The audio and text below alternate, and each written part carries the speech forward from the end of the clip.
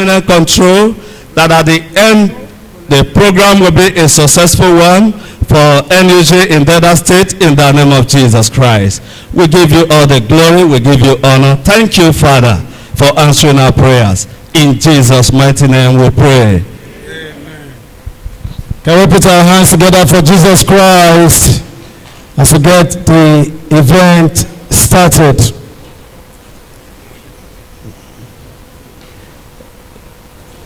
Very distinguished ladies and gentlemen, this is to officially welcome you to this year's edition of the Press Week of the Nigerian Union of Journalists, Delta State Chapter. And in this program of events, we have two different sections. The first section right here, very distinguished ladies and gentlemen, Your Excellency, the first section, which we are right now, in a short while, the state chairman will address us very briefly. And of course, that will snowball into the chairman's opening remarks, the chairman's address. It will interest you, Your Excellency, to know that the chairman that is sitting next to you on your right side, Chief Chris Biose, has been one great intellectual that has supported and still supporting the journalism profession, not just in Nigeria and Africa, but globally. It is also an honor that we have him amidst us. Then after that, the address by Mr. Chairman will take goodwill messages from some of our very wonderful guests of honor right here, which will not exclude the Honorable Commissioner for Information right here present with us, Barrister Chief Ifeanyi Osoza, my boss and leader. He will also speak with us. And therefore, we go straight up into the award proper before we move into the group photograph. So this way, there is no adjustment on the program on the first section, and then we can transit into the next section. And so, to get started very quickly, very distinguished ladies and gentlemen, Your Excellency permits me to hand over the microphone now to our chairman, the chairman, Nigerian Union of Journalists, Delta State Chapter, the indefatigable and very, very assiduous, hardworking comrade Churchill Oyere to address us briefly. Comrade, a round of applause, please.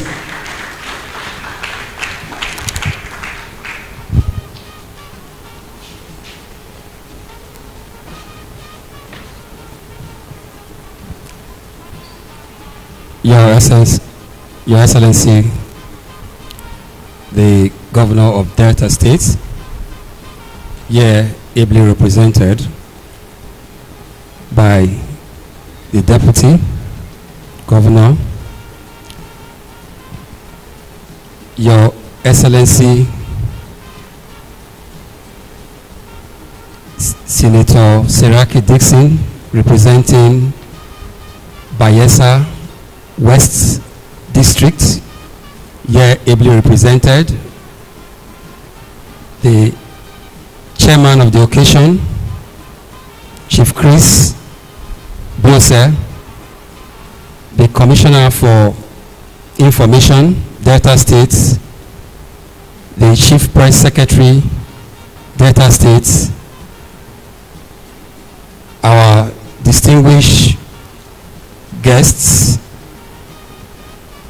Professor Kingsley Marbury, our moderator, Bishop, distinguished ladies and gentlemen, distinguished gentlemen of the press, good morning. Here is a welcome address by my humble self, Comrade Churchill Oyere, Chairman of the Nigerian Union of Journalists, NUJ Delta State Council.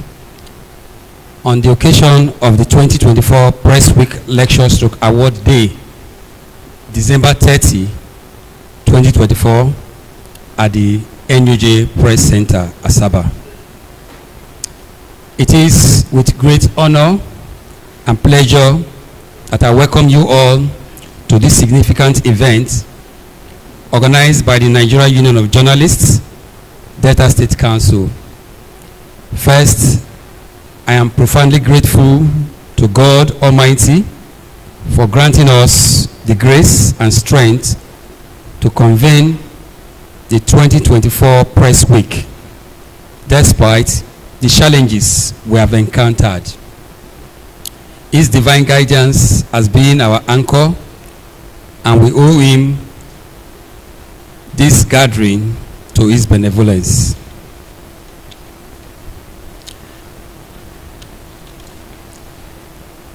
This year's theme, imperative of proper political leadership recruitment process for good governance, reflect our unwavering commitment to contributing meaningfully to the pursuit of good governance in Nigeria. Our council has deliberately selected this theme to underscore the critical need for transparent and credible electoral processes. We believe that only through such processes can we ensure that those who occupy positions of power are truly representative of the people's will and are committed to the principles of democracy and good governance. The foundation of good governance is laid during the recruitment process of our political leaders. When leaders are genuinely elected by the people, they are bound by unalloyed allegiance to serve the populace with integrity and dedication. Conversely, when political leadership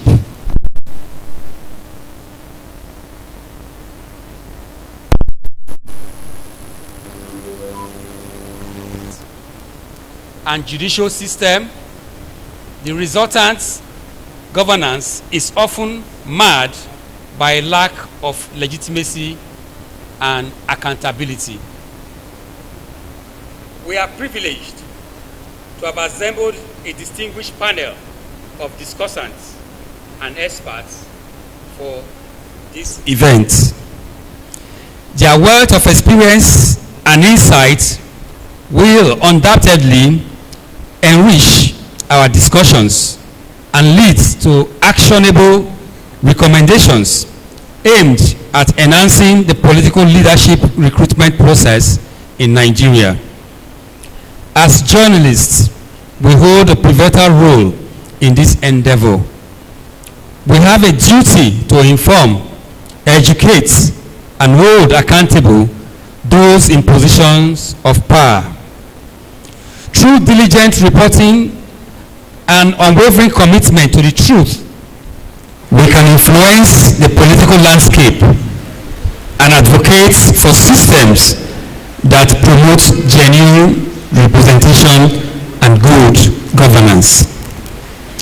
In line with our commitment to leading by value addition, this present council leadership has undertaken strategic initiatives encapsulated in a three-phase development plan, short, medium, and long term. These initiatives include further development of our secretariat to enhance its aesthetics and financial sustainability in the short and medium term, ensuring a conducive working environment for our members and generating additional revenue stream for the union. Also, we hope to acquire land for the development of a journalist village on the outskirts of the state's capital territory to serve as a testament of our long-term vision.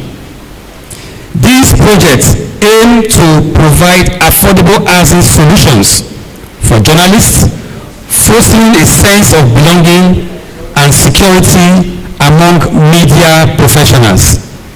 Indeed, we hope to see a small village where every basic facility and socio-economic infrastructure will be sited. At this juncture, I extend my heartfelt gratitude to the Press Week Planning Committee for their relentless efforts in organizing this event. Their dedication and hard work have been instrumental in bringing this vision to fruition. I thank the State Governor, Right Honorable Sheriff Oborowoli, and its media team led by the Commissioner for Information, Dr. Ifeanyi Osoza, for their ever-reliable support. I also appreciate all our guests, special speakers, and participants for joining us in this critical discourse. Let us engage thoughtfully and collaboratively as we work towards a future where Nigeria's leadership truly reflects the aspiration and will of the people. Thank you, and may our deliberations be fruitful. God bless you all.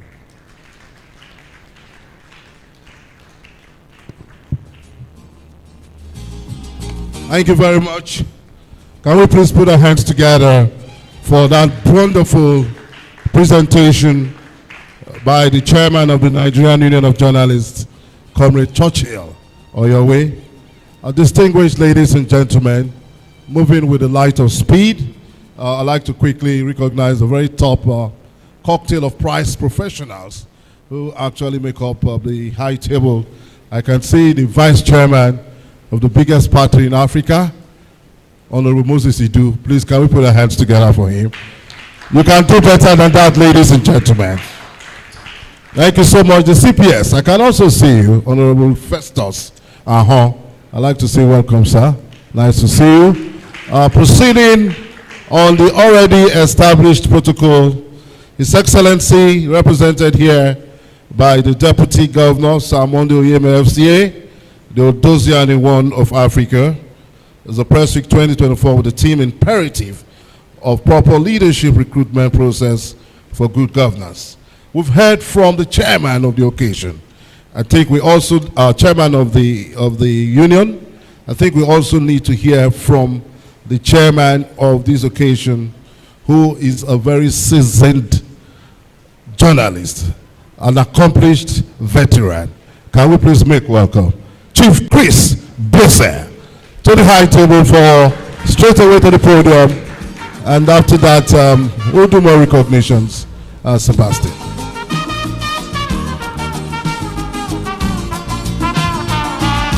Thank you, DJ. As we envisage our daddy stepping forward to grab the microphone, it is very important to let you also to know that we have a space well made ready for a woman of substance, a member of the State House of Assembly, representing Oshimile South constituency, Honorable Barrister Bridget Anyafulu. Please, let's also welcome her to the high table. That is a woman that is big to be called some women, only one person. Yes, that's a great woman. So, my chairman, sir, your address. Thank you very much indeed. Your Excellency, the Governor of Delta State, Right Honorable Sheriff Oborowori, ably represented by our amiable Deputy Governor, Samondi Onyeme, I greet you. The Chairman of the Delta State Council of the Nigerian Union of Journalists, eminent journalists here represented, distinguished ladies and gentlemen, I'm highly delighted to be given the opportunity to be here to participate as chairman and speaker on this very, very important occasion of the Press Week of the NUJ Press Week 2024. There is no doubt at all that journalists play a very critical role in the development of any modern state. Since we moved away from the oral tradition, from the age of oral tradition, when our records were kept in our memory, and we went into written tradition, journalists have played a key role. And it is important for me to remind all people present here of the critical role that journalists played in the anti-colonialist struggle, right from the 40s to the 50s and the 60s. We are not just, journalists are not merely pen pushers. They are critical stakeholders in nation building. And we find that some of the earliest journalists in Nigeria that made great impact in our country include Dr. Nnamdi Azikiwe with his chain of newspapers, Obafemi Awolowo, Peter Pan, and I remember very well John West. I don't know how many of you know John West. Jakande, whom we knew very well in our political days. So I want to say, to remind you that the role you play, as the chairman said, you report, you record, you try to share values. As the fourth estate of the realm, your political impact helps in shaping the direction of public policy as the fourth estate of the realm. And I want to congratulate you that in spite of this difficult time, you are able to put this activity together. I want to encourage journalists, not only in Delta State, but throughout the country, to remain loyal to the truth. There's no doubt that writing and speaking truth at all times, you come into conflict with the authorities, as we see every day. Our Excellency is here, and I think he knows very well that the loyalty of journalists is very important. And that is why governments make effort to cut your loyalty. And at times when this fails, they try to strong hand tactics. But I would like to urge you to remain steadfast in pursuing the truth at all times without compromise. Because this is the only way you can be loyal to the true tradition of journalism. So with these few words, I want to thank you for inviting me to participate in this glorious occasion today. Thank you very much indeed. Thank you very much. Can we please put our hands together for that very brilliant speech by the chairman of the occasion, Chief Chris Biosa. And so running with the speed, with the time of speed, we'll go straight, we're going to be expounding remarks by the national president, who is unavoidably absent. And we'll take a few goodwill messages.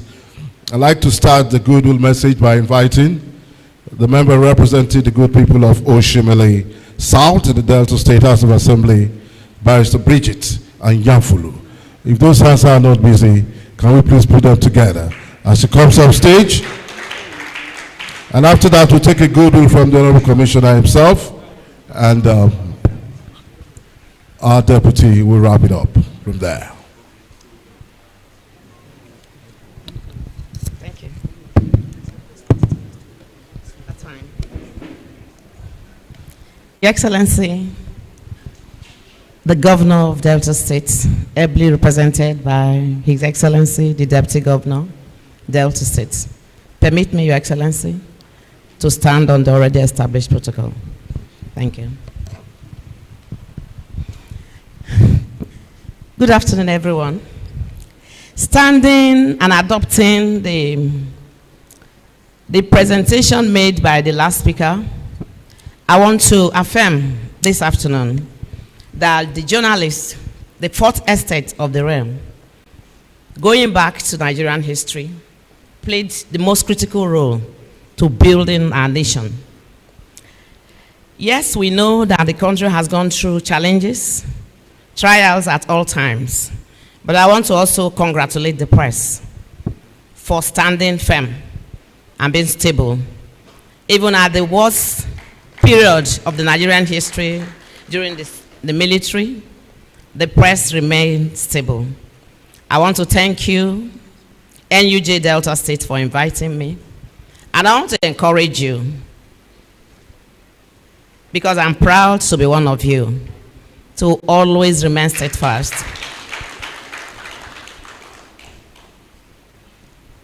It is important that you remain steadfast. No nation will ever grow without communication. And you've done a lot. You have to do it fearlessly, because that is what you have chosen to, the role you have chosen to play in nation building, to speak the truth to power and say things the way they are. It is part of development. It is part of helping the government to shape things for the benefit of mankind, for the benefit of the citizens that they are presiding over their affairs. So I want to thank you and congratulate you for finding it necessary to organize this program. That means Delta State is strong. I want to congratulate His Excellency and the government of Delta State for partnering with the press. It's not easy to partner with the press, because the press, many people say they are our enemies.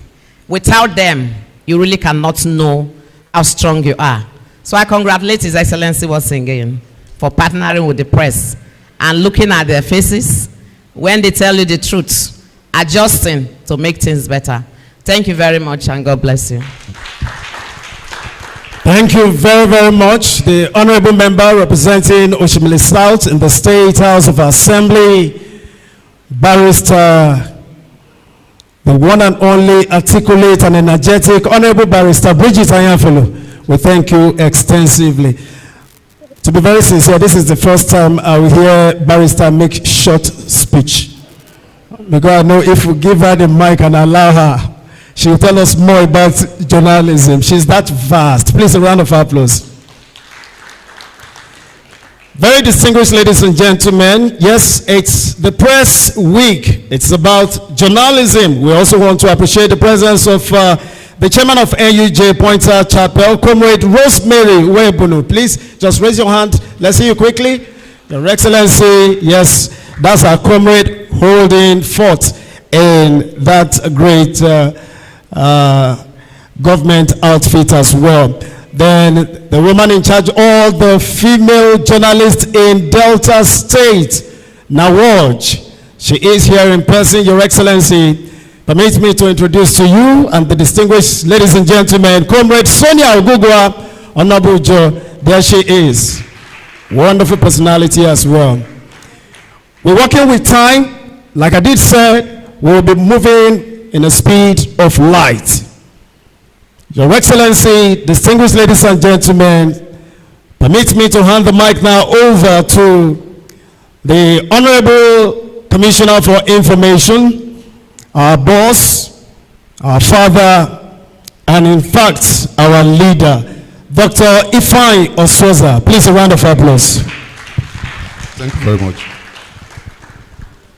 Your Excellency, Right Honorable Sheriff F.O. Oborowori, the Governor of Delta State, ably represented by the Deputy Governor of Delta State.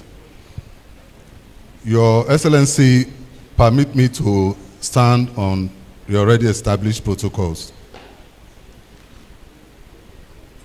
It is a great privilege to be here with you,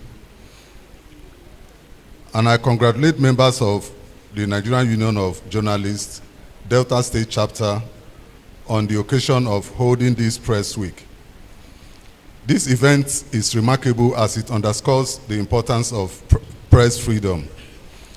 Of course, I can attest to the fact that the efforts of the members of the Delta State Chapter of NUJ is playing good roles in gathering and disseminating information about the policies and activities of the state government. These efforts, which the administration of His Excellency Right Honorable Sheriff Oborowori, Governor of Delta State, cherishes so well, has helped to bring the administration's more agenda to the people. You are by your diligent effort at publicizing the activities of the state government helped to inform and enlighten the people about what the government is doing. You have also served as feedback mechanism by gathering information from the people and communicating them for the attention of government so as to get the feelings and desires of the people about the policies and programs of this administration. The Sheriff Oborowori's administration acknowledges that journalists under the Delta State chapter of NUJ has played vital roles in the direction and administration, and this administration is grateful and will not take the good working relationship for granted. However, let me also point out that the leadership of the NUJ in Delta State needs to be called to the need for some of its members to adhere to ethical standards of journalism in doing their job. By this, I mean giving the other side the opportunity to make input to stories affecting them so as to give the reader the opportunity to get full understanding of the issue, and then help them to form proper, independent, and unbiased opinions. This, in my view, is a challenge before the NUJ leadership, and I ask that efforts should be made to overcome this challenge so that readers can always get to know the truth about information that is being passed across. As journalists, you need not to be told again that truth is the pivot on which journalism as a profession stands. Once again, I congratulate the Delta State chapter of the NUJ for this press week and hope that members will continue to see value in it, while also requesting that you continue in your support of Governor Sheriff Oborowori's administration in its determination to do more for the people of Delta State. Thank you very much for your attention. Thank you very much, the Honorable Commissioner for Information, one of Nigeria's best. If you ask me, can we put our hands together for Dr. Ifeanyi Michael Ozoza? Many of us might not know him by that name, but he's better known on the political turf as the agenda, the people's agenda. That is the better way to identify him.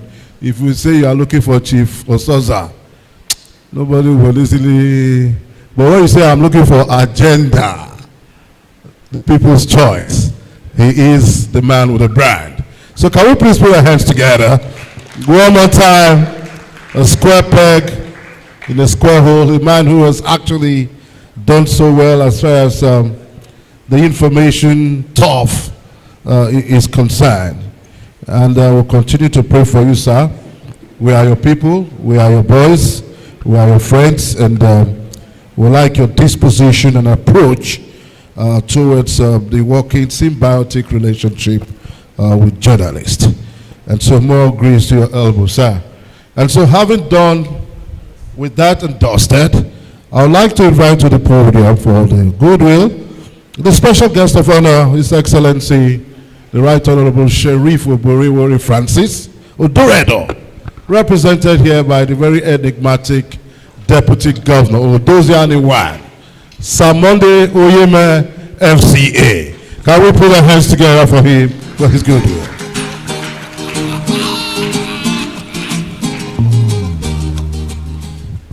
Please sit down.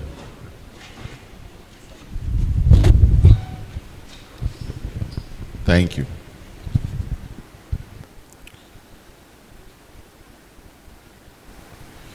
the chairman of this occasion, Chief Christopher Biose, Chairman, Nigerian Union of Journalists, Delta State Chapter, Comrade Churchill Oyowe, the representatives of the most distinguished Senator Serake Dixon, Chief Sonny Neme,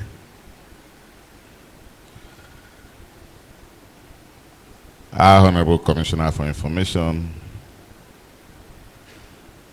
Ifeanyi Souza, my sister, member representing Oshibili South in Delta State House of Assembly, Honorable Comrade Bridget Anyafulu, the woman with so many professions, the CPS, Mr. Festus Ahon, our Deputy Chairman, People Democratic Party, Delta State, Elder Moses Sidu, other top government functionaries here present,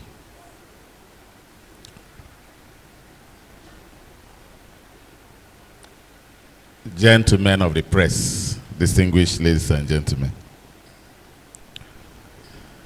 I bring you warm greetings from His Excellency, the Governor of Delta State, Right Honorable Elder Sheriff F.O. Oborewori, JP. Of course, all of us know that this is a very busy season.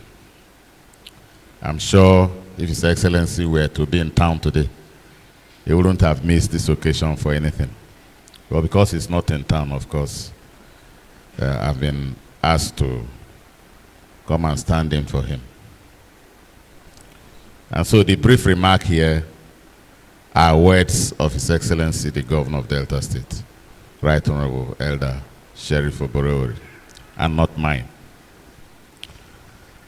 It is my joy to be in the midst of the cream of journalism practitioners in Delta State at this year's Press Week. How nice is it is to devote time to meet and cross-fertilize ideas, both among yourselves and critical members of the society. This way, you arm yourself with greater knowledge to impact on your performance for the good of your profession and society in general. I therefore commend the Nigerian Union of Journalists here in the state for organizing the Press Week, and more importantly, for bringing in notable persons to point the way forward.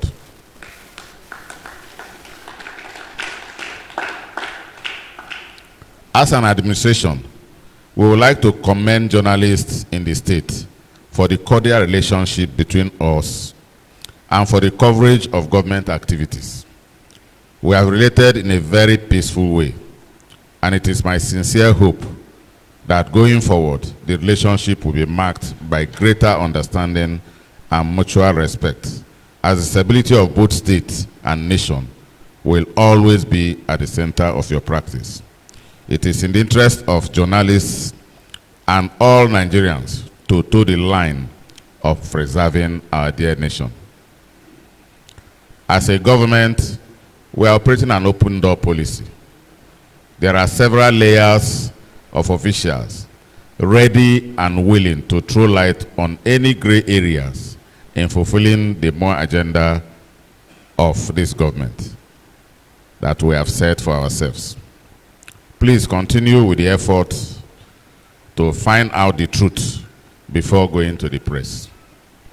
This is particularly essential as more people will be inclined to listen to or read negative reports. and may not bother to listen or read the correct version of the story. Of course, that is what every one of us know. People are more interested in negative news. They say good news are no news. If you say bomb blast killed 10 million people, everybody wants to read it. But if you say, oh, somebody is even, giving scholarship to this thing, people are not interested. They are more interested in the negative ones.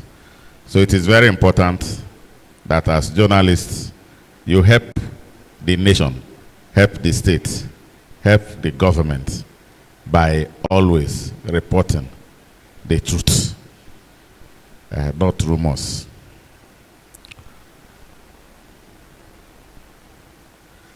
My administration is committed to engaging in policies and programs that will enhance the economic and social, cultural lives of our people. Let me not bore you with the list of projects we have so far executed or been executing. We have, among others, been committed to constructing 513 road projects, empowered 250,000 Deltans through the care programs, and more Deltans through the Ministry of Women Affairs. The flyovers and adjoining routes being handled by Julius Berger is going on speedily, a development that will open for more investors, while we are committed to the 1 million naira counterpart funding of the erosion control programs at Okpanam in Oshimili North local government. Here we are working with the understanding of the federal government. We urge everyone supporting us to extend similar understanding to the government of President Bola Ahmed Tinubu. Whether it's APC or whatever, a government once on seat is for the good of all Nigerians. So it is very important that after election, after politicking, Nigerians owe a duty to support whatever government is on seat to be able to succeed, to deliver that expected dividend of democracy to Nigerians. We should at all times guard against anything capable of destabilizing our country or state. As journalists, you should always have patriotic consciousness, stories and articles that bind us together. Whether in mainstream or in social media, bear in mind that we have no other country that we can call our own. We should therefore tailor our activities towards building a stronger nation, more united people, and stable polity. Once again, distinguished ladies and gentlemen, I commend you for organizing this press week. I wish you a most productive endeavor. Happy New Year. Thank you, and may God bless you all. Thank you. I'm convinced that we can do a better round of applause to His Excellency's speech. And that's the high point of this morning's beat. That's the high point of this morning's beat. His Excellency, the Governor, ably represented by the Deputy Governor, right here, Mr. Chief Oyeme, who incidentally is also our father, Ocean One of the universe. Thank you very much, Your Excellency. Mr. Chairman, distinguished ladies and gentlemen, permit us to stand on the existing protocol and hereby humbly invite Your Excellency and the high table to a group photograph right here in this arena. And to join them are the members of the high table, including our very wonderful Honorable Commissioner for Information, Dr. Ifeanyi Swaza, the Agenda One of the whole world, the tireless woman, a stallion with great brains, Barrister Honorable Bridget. I have wonderful. And of course, party chieftains, great icons, great mentors with high level of IQ and cerebral standard.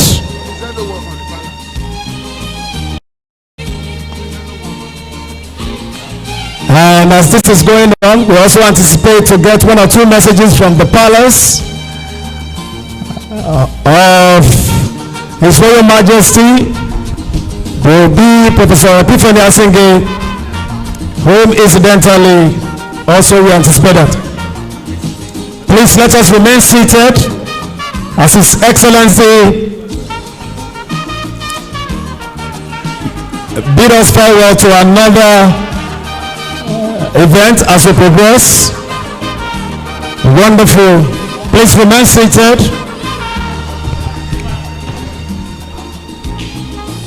Please remain seated. You know, all right, let's simmer down, Thank you, DJ.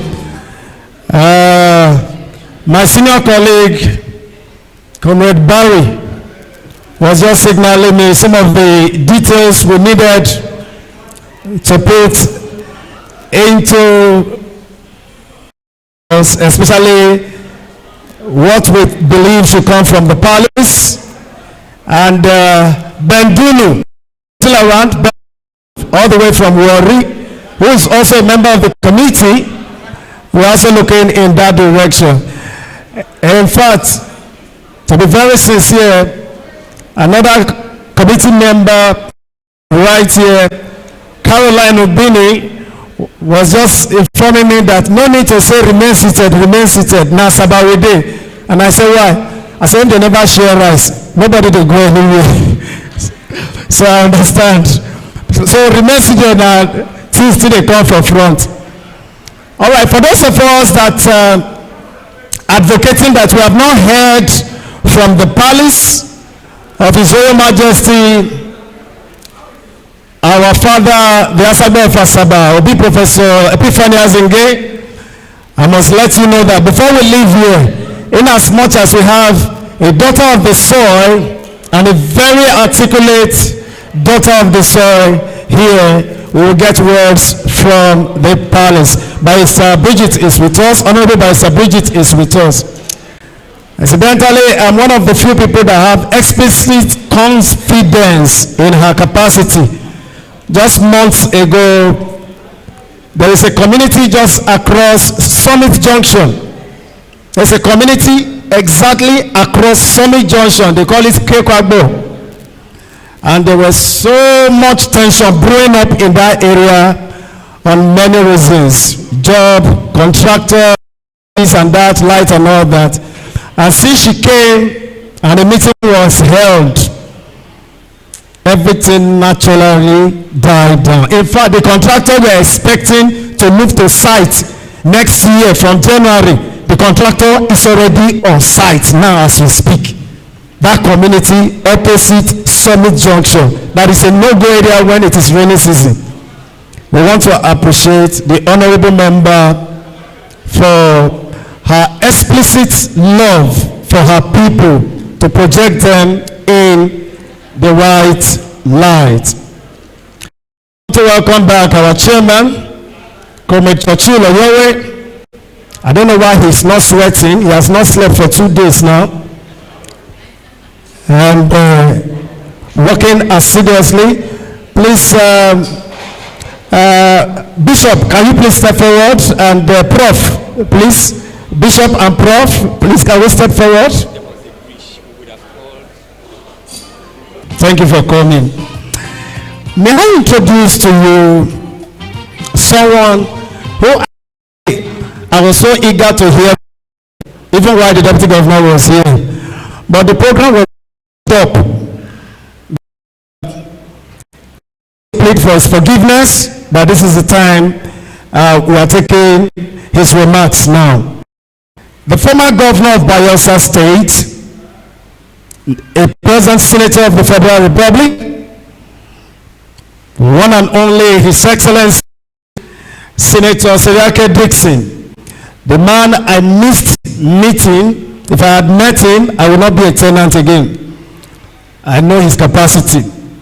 He is hereby ably represented by my big brother, who is also in the rep, and by him, Chief Sonny Neme. Please a round of applause. Let's hear him talk to us in a couple of minutes. Welcome, sir.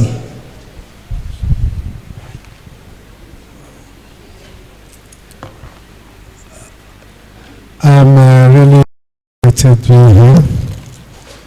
I'll start by starting on the existing protocol. My boss was supposed to be here in person. Well, so many things came up very late yesterday. So he sent his apologies for not being in person. He really wished to be here.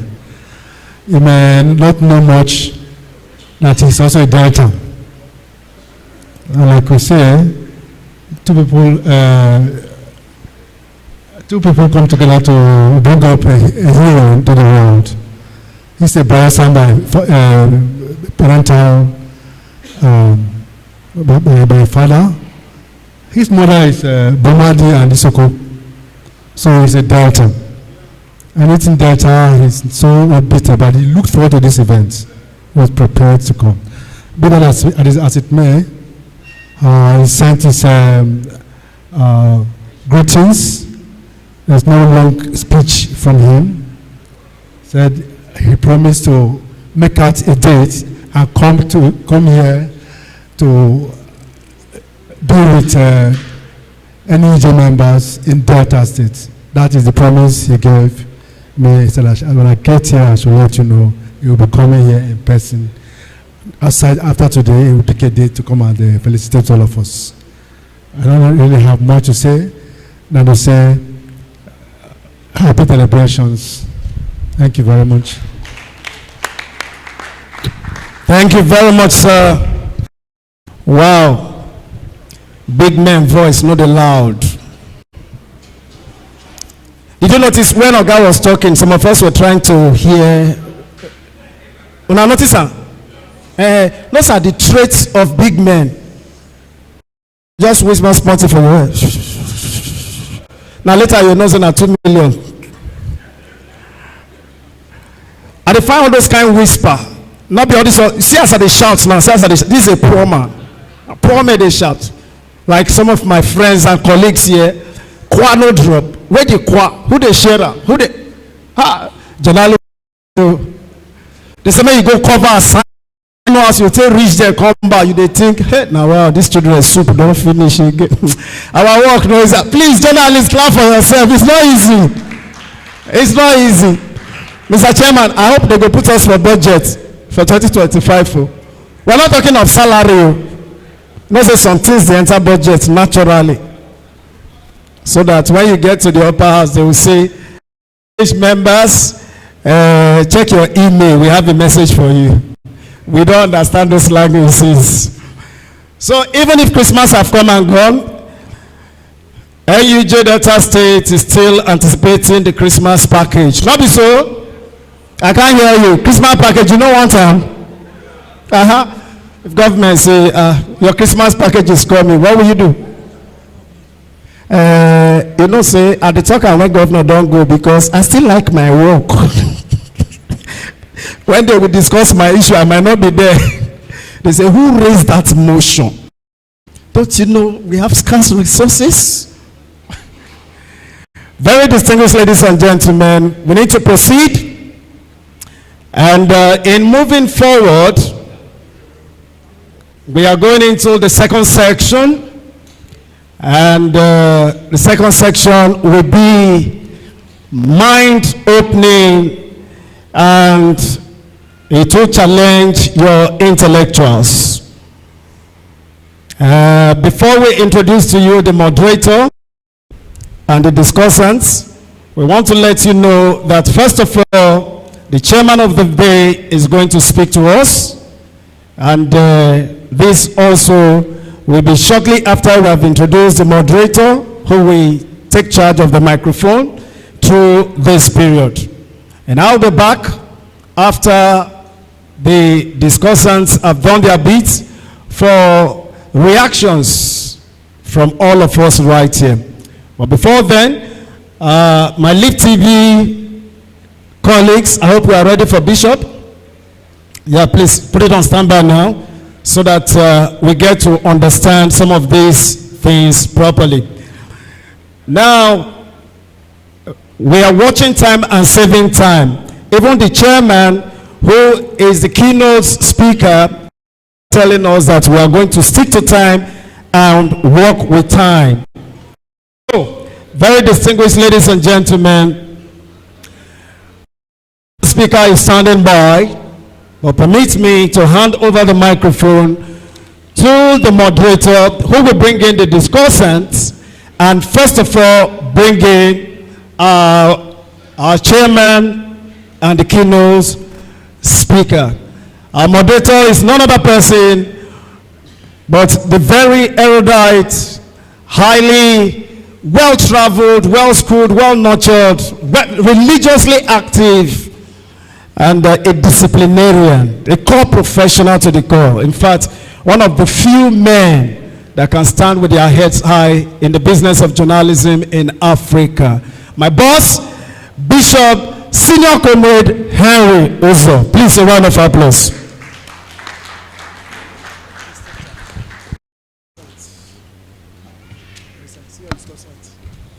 Good afternoon, ladies and gentlemen.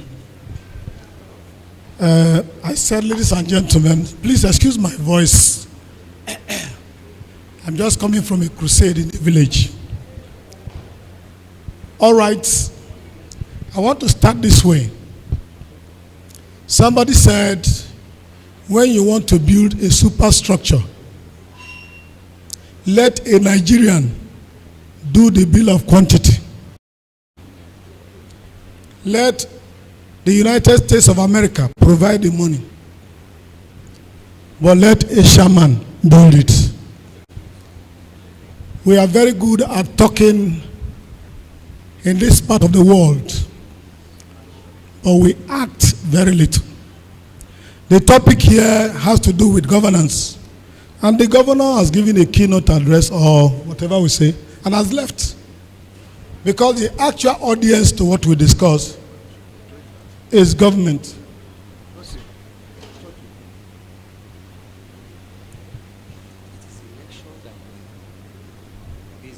I know.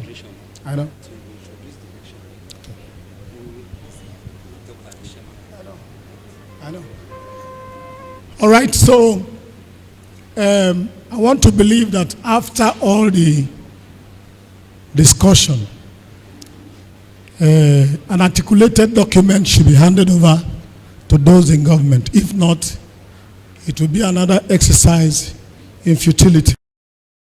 On that note, I want to respectfully invite the chairman and the keynote speaker on this occasion. Please, men and brethren, gentlemen of the press, put your hands together as we make welcome to the podium Christopher Ozili Okafor, Biose, the Ode Uri. Just check.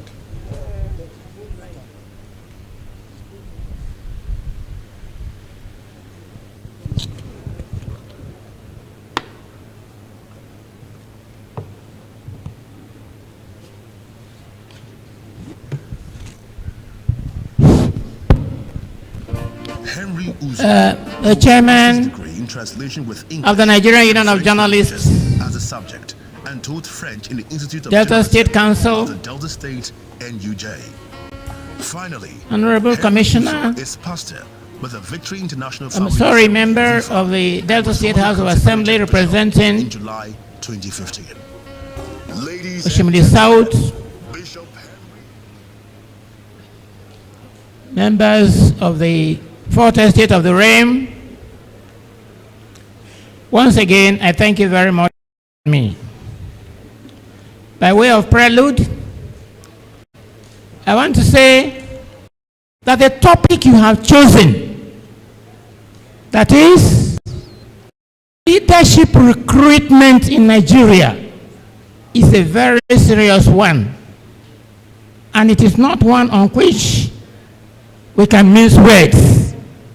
Because what we are facing in the country is leadership failure. Leadership what? And that's what we have here. So my approach is, how did we get here? How did we get here? It is not enough to describe the problems. If we don't know how we got here, we might not be able to suggest solutions.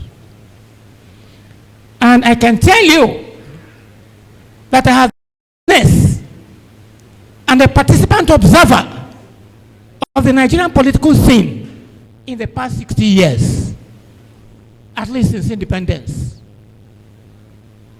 I was a witness to when Nigeria was a relative peace during the First Republic, and that is where I want to start. What I have done here is that I just jot some points, talk about them very briefly, but there are 3 or 4 points on which I would like to dwell, and those points have to do with what I recommend as proper leadership recruitment for Nigeria. But before I do that, I want to talk about, I've already told you my perspective. My perspective is I'm taking a historical view, because if you don't know the cause of a problem, you might not be able to address it. So that's my perspective. Number 2 is what happened immediately after independence. Immediately after independence in 1960, when Nigeria had a parliamentary system of government, the leadership was faced with challenges. Challenges of being true to the spirit of democracy. And one of the earliest challenges was the census crisis of 1962. What was the first crisis? You are not with me. What was the first major crisis? Are you hearing me? What was the first major crisis? Census crisis of 1962. Now, if somebody asked to count the number of people here and the number of people here, and you come and tell us that even though these two sides are fairly well divided, you tell us that this is 100 and this is 1,000. Will you believe that? Well, you will not. So it generated a crisis. The next crisis was to do simple voting. People did not want to follow the process in voting. And that led to Western Region Parliamentary Election Crisis of 1965. How many of you are aware of that crisis? Are you aware of the 1965 Parliamentary Election Crisis? When somebody who did not win election was declared as a winner. And it led to what was known as Operation Wetier. It appears some people are having another meeting at the back. Operation Wetier. And that degenerated into, it attracted interest from the most unexpected quarters, the military. As a result, some misguided, probably well-intentioned but radical soldiers attempted to solve the problem in their own way by eliminating those they perceived were the leaders of the system. And that led to military dictatorship. And military dictatorship was just rule of the gun. The style of leadership was that you cannot question the boss. It is what the soldier says that you must do. And that was a new system of leadership that followed. And after 30 years of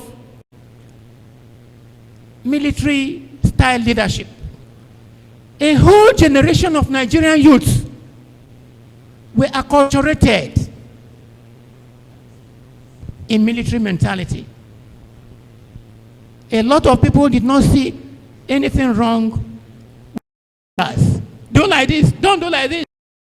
The art of discussion, which was art of discussion and compromise, which were important tools in democratic and parliamentary governance was thrown overboard. Now, what happened? After nearly 30 years of military rule, and the soldiers wanted to hand over, what did they do? They handed over former military dictator, who himself was also brought up in military tradition. For those of you who might not know, the 1999 presidential election was thoroughly rigged. It was what? Rigged. Don't take it from me. Go and read the Carter report. Former President Carter, who died a few days ago, President Jimmy Carter, the Carter Center. Jimmy Carter himself came to Nigeria to monitor and witness the elections. Go and read his report. They waited for the election to be complete. Then they altered the result. Where you have 10 people, they will write 1,000. Where you have 50 people, they will write 500. That was how they rigged the 1959 election. Now, what happened? The type of political parties that were set up in 1999, sorry, not 1959, 1999. Now, prior to 1960, the political parties were properly formed. They had what we call ideological foundation. For instance, the Action Group was Democratic Socialist. The Northern People's Congress was purely conservative and existed to protect the interests of the emirs, and they did not hide it. They did not even bother to field candidates in other regions. They were concerned with Northern region.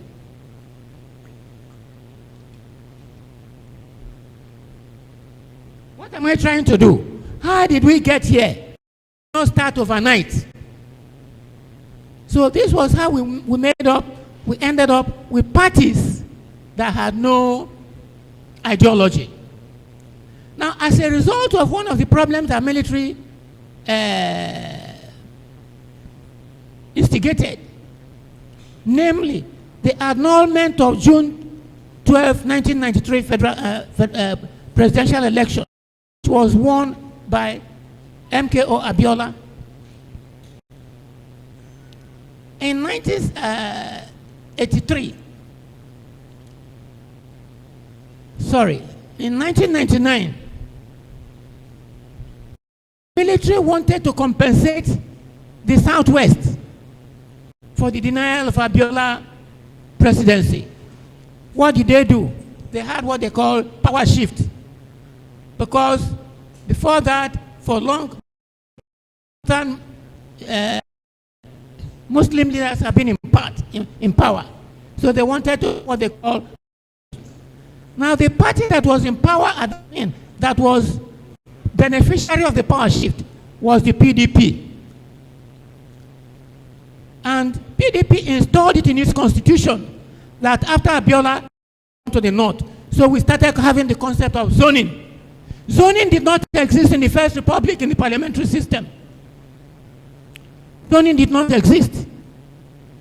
So a lot of young people think that zoning is a natural part of the democratic process. There's nothing like zoning democratic process. Nothing like zoning. It was an aberration. And this is one of the principal arguments that I made in my book entitled Stop Zoning, Restructure Nigeria. And I'm going to donate some copies of that book to the Nigerian Union of Journalists, Delta State Branch.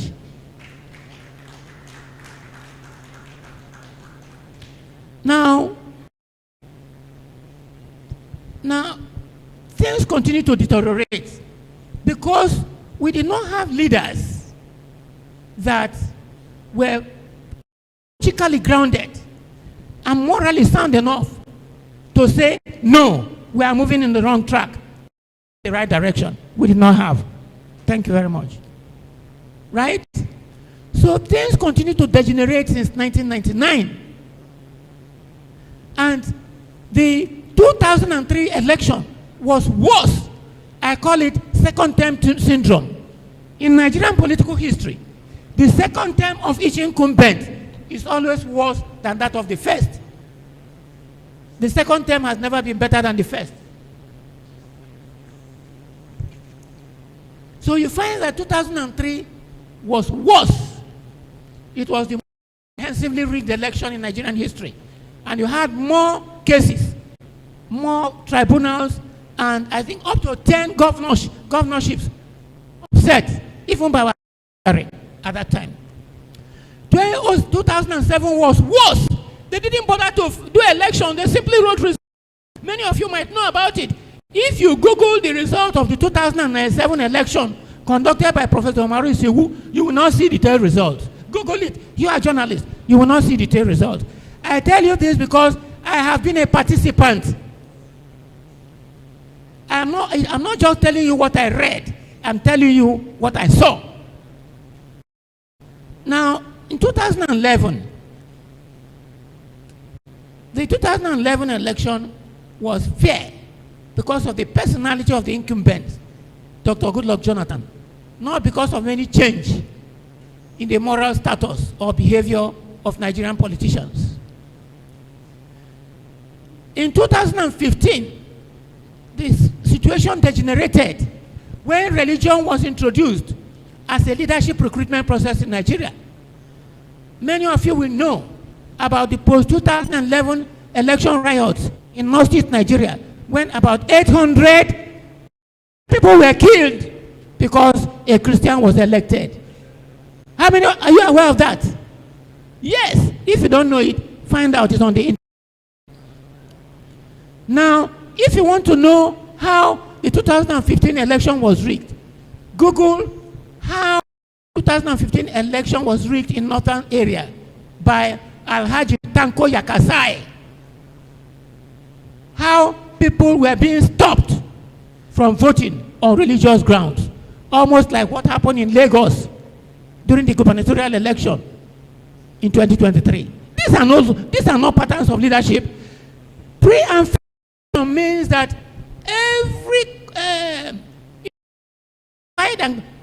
voter should be able to go and vote, and that is what confers legitimacy. What confers legitimacy is not that you are calling yourself a big name or giving yourself a title. It is the process by which you get to power that confers legitimacy. And when some people are saying that people who occupy are illegitimate, they are on firm grounds. Because if we know that the process is flawed, then it's illegitimate. Now, where are we today? Here in my paper, which I will forward soft copy to everyone that needs it. Everyone that needs it, if I have your name and what is it called? An email, I will send you a copy of my presentation. I'm just summarizing it. The present position. Now, as each and every one of you is sitting down here, what you are thinking at the back of your mind is those things that concern you. Is that not so? Maybe your family, maybe your money, maybe your business, maybe your friend, may even be the beer that you want to go and take. That is what is occupying your mind. When somebody is coming, he does not need to come to power before he knows what he's going to do. I was a member of the Unity Party of Nigeria. On Inauguration Day in 1979, our governor at that time, the 5 European governors, announced the 4 cardinal programs of the Unity Party of Nigeria and started implementation right away. They did not need 1.5 years to start finding out what they want to do. That is a government that is prepared. So telling us that you are still finding out what you want to do is not an excuse. And I have itemized the grand failure of the current administration. The grand failure of the current administration is that, one, the preceding administration, of which the current administration is a successor, took Nigeria backwards. It was the most divisive government, apart from Abacha. Extremely divisive. The grand need of the country is how to build a nation. You are journalists. You know the definition of a nation.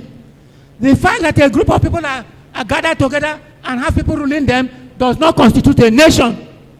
if you look at the definition of nationhood, you may be a country, you may be a state, as recognized in political science, but the spirit of nationhood is absent. And no Nigerian leader in power at the federal government has undertaken that responsibility. None. That is why Nigeria is so divided. Now, I told you that if you have, maybe you are a father, you'll be thinking where your children are, or something like that. Now, the last government before this one of the prime records of that government was the activity of God knows who knows where they came from, killing Nigerians and taking away their land, particularly in the Middle Belt and in Plateau, what is it called, Benue, and the other parts of the Middle Belt. A president is coming to power. I say, I'm chief in your village. People have taken your land and you are crying. And I come. I say, you can go to hell. I didn't do anything about it. Or I just pretend that it does not happen. What kind of chief is that? I think this is a serious omission. Instead of talking about first, have given some minutes that have been driven away and their land taken away by unknown people, and even their villages renamed, and the cry of these people, and the government is not talking about it. Instead, the government is talking about what is he calling it? Livestock ministry. Now, the federal government has no land anywhere in Nigeria. Do they have? Does federal government have land in Delta State apart from the office and barracks? It doesn't. Are you hearing me at all? Where is President Tinubu going to get land to establish farm in 36 states of Nigeria as he's saying he wants to do? I don't understand it. Now, from our own point of view, if you want to build a productive society, you must give skills to that society or that group. You must give them what? Skill, capacity to perform. Now, how can you produce when you have no skill? And the foundation is basic education. As far back as 1955, I'm a beneficiary of Awolowo's. We call ourselves Awolowo's children. I'm a beneficiary of the free education program of Awolowo, 1955. The old Western region. Present-day Lagos, Oyo, Ogun, Ekiti, Odo, Delta, and the Western region. There was no oil money at that time. Only cocoa and farming. We have free education, which we repeated in 1979. And in 1979, we provided free textbooks and free educational materials to children in the state. Now, this is missing. Okay, the time is up, eh? What did you... So let me try to... Okay, let me leave this one and go to the core issue of my recommendations.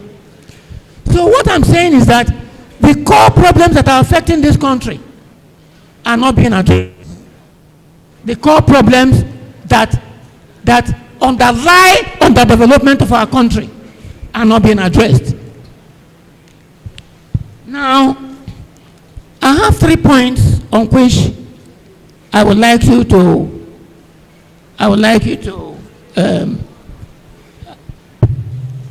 the first one is the presidential system of government. The presidential system of government is unsuitable for for the kind of country that we have. It is inordinately expensive. It does not encourage grassroots participatory democracy. The president has a misleading sense of power. For instance, some time ago, the federal government gazetted that they have gazetted that established RUGA in 36 states of Nigeria. Are you aware of it? How can the president stay in Abuja and gazette RUGA in Delta? It's not the concept of presidential system as understood in America. And that is why in my presentation I am recommending the parliamentary system of government. The parliamentary system of government is more suited. It is less expensive and it is more conducive to peaceful development in a third world country. And most of the stable third world countries, India, Africa, and the Caribbean, are parliamentary. Now, in a parliamentary system of government, all you need is to win election in your constituency. You win election in your constituency, all those who won election now come when the parliament is convoked, and you elect one person among yourselves as prime minister or governor. You are first among equals. You are not executive governor who dictates, who appoints and removes your commissioners. Now, it is more, now, it enables people competent people who are not financially endowed to participate in governance. It facilitates that if the prime minister is not performing, all that is needed is a vote of confidence in parliament. And I have also explained in this write-up how the parliamentary system trains up leadership. In a parliamentary system, you have what is called shadow cabinet. What did I call it? Now, our own political leader recommended that we have shadow cabinet at ward level, at local government level, and at state level. And he recommended that in each ward, every member at your own discretion either chooses or you are selected to study an aspect of the concerns and problems of that area. And you deliver a paper or a discussion on that area. That is at ward level, at local government level, and at national level. That is within the party system. In other words, at all material times, the party has a reservoir of well-informed members that can be nominated for council membership, for chairmanship of council, for House of Assembly, for House of Representatives, or for commissioner, and so forth. It is not a system where you win an election, you appoint somebody who has no idea of the party. Can you see the difference? I don't know whether you are seeing the difference between the parliamentary system and the leadership recruitment system in that parliamentary system as compared to the presidential system. Now, having said that, and like I just said, I will forward this speech or this address to anyone that wants it. I was told that I have only 30 minutes and my 30 minutes is up. So in closing this remark, I want to take this opportunity to salute journalists past and present who have kept the flag flying, the flag of disseminating information. Now let me tell you how the ideas of minority, when the ideas of the minority are propagated by journalists, they gain what we call social visibility. What do I call it? And by gaining social visibility, you gain social validity. What do I call? Social validity. And by gaining social validity, it becomes a force to reckon with in the society. And that is the process by which you change the society. So in closing, I want to thank you, and I want to pray most solemnly that the of the universe may inspire Nigerian journalists, may inspire the Nigerian Union of Journalists, Delta State branch, and Nigeria as a whole to continue to shine the light of truth on the Nigerian political system so that our country may go forward in peace and progress from now on. Thank you very much indeed. Thank you very much. Thank you. Wonderful. That was a very beautiful presentation. Can we please put our hands together for the veteran? We have a space already created. Yes, we have adjusted. We have adjusted the sitting position, sir. Yes, sir. This way, sir. All right, having come to that point, distinguished ladies and gentlemen, we're going straight into the panelist session. That was a very vibrant presentation. If an intellectual, I call him a walking encyclopedia. Can we please put our hands together one more time? Sebastian, we'll go straight to the panelists. And Bishop Eruzo is standing.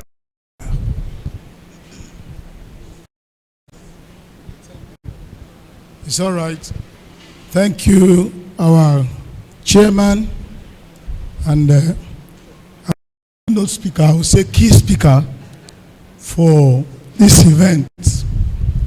Well, as one who worked as a current affairs officer, looking at the team, the operative word there is process. It presupposes that the process we are using to select is faulty. We need a proper process of recruitment. So, we have as our panelists or panel of discussants people who are public affairs commentators, people who are in governance, and of course, we have in our midst a teacher of law, and of course, we believe they are going to do justice to the topic. Let me introduce our discussants. First, let me start with the lady in our midst. We have not just that she's the member representing Oshimili South in the House of Assembly.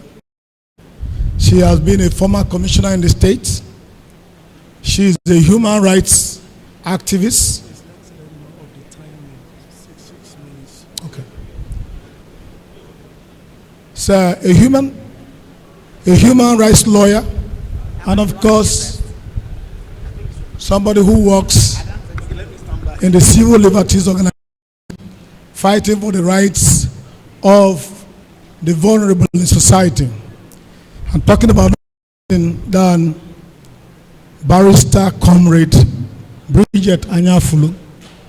They added the comrade, and I think she's a comrade. You didn't clap well. Now sitting to her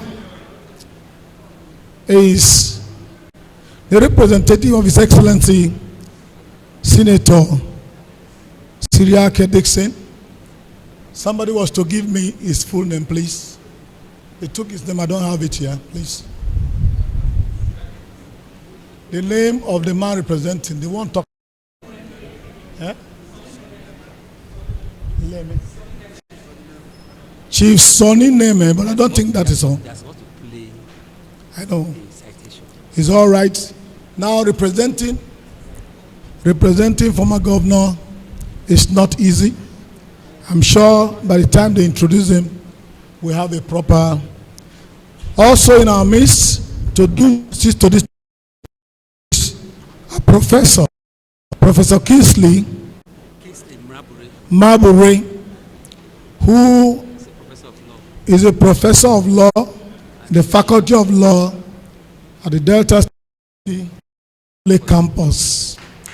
Before you clap, he has been HOD Public Law from 2016 to 2018, HOD Private Law 2018 to 2020, and Associate Dean of the Faculty from 2023 to present day 2024. Put your hands together for him. All right.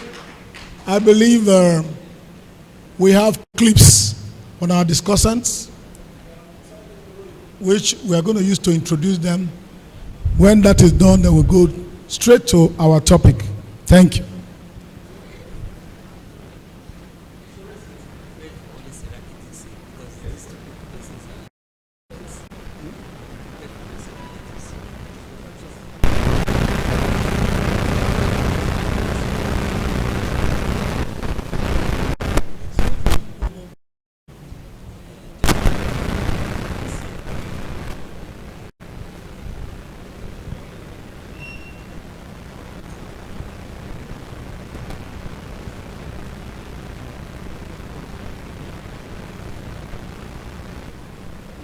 Henry Sereke Dixon on stage with a round of applause.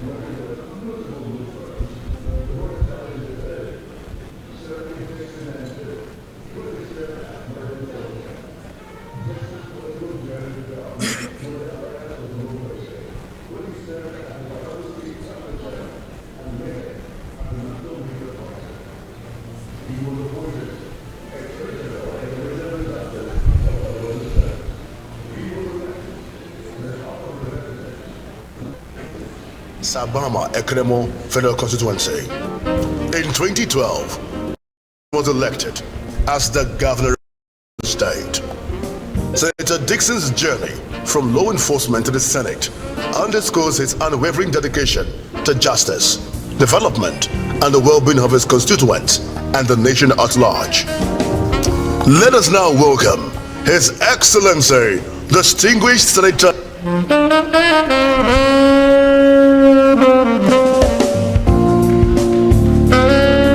Senator Sereke Dixon. Thank you very much.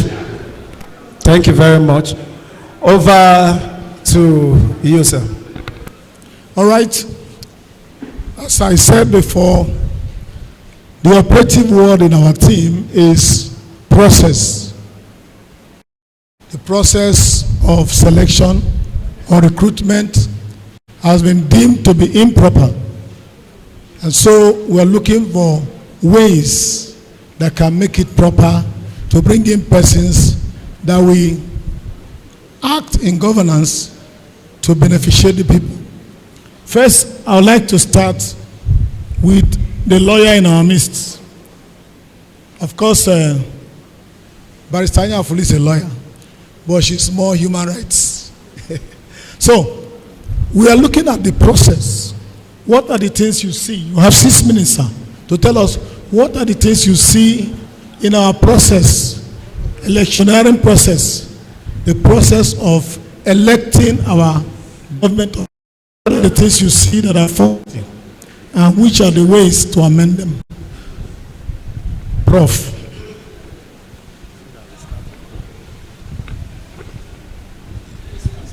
Okay. First and foremost, leadership selection is crucial in any organization. Whoever that is selected in any organization as a leader has to run with the mission and vision of that organization. And responsibility lies on leadership at every given time.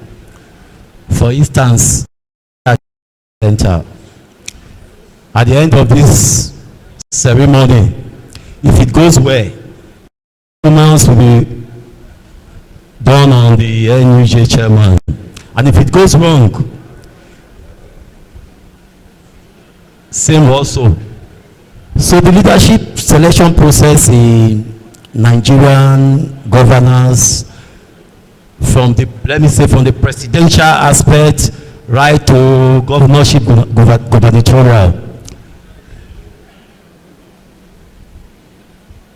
From experience, I know that most times it is done through the delegate system, through maybe sometimes through direct primaries or indirect primaries.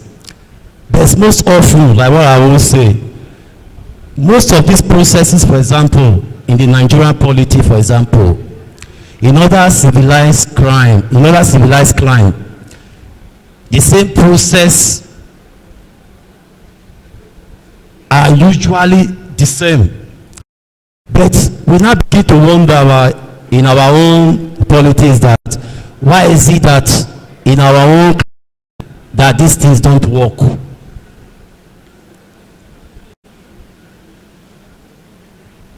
Like what I will say, it has to do with the problem of law.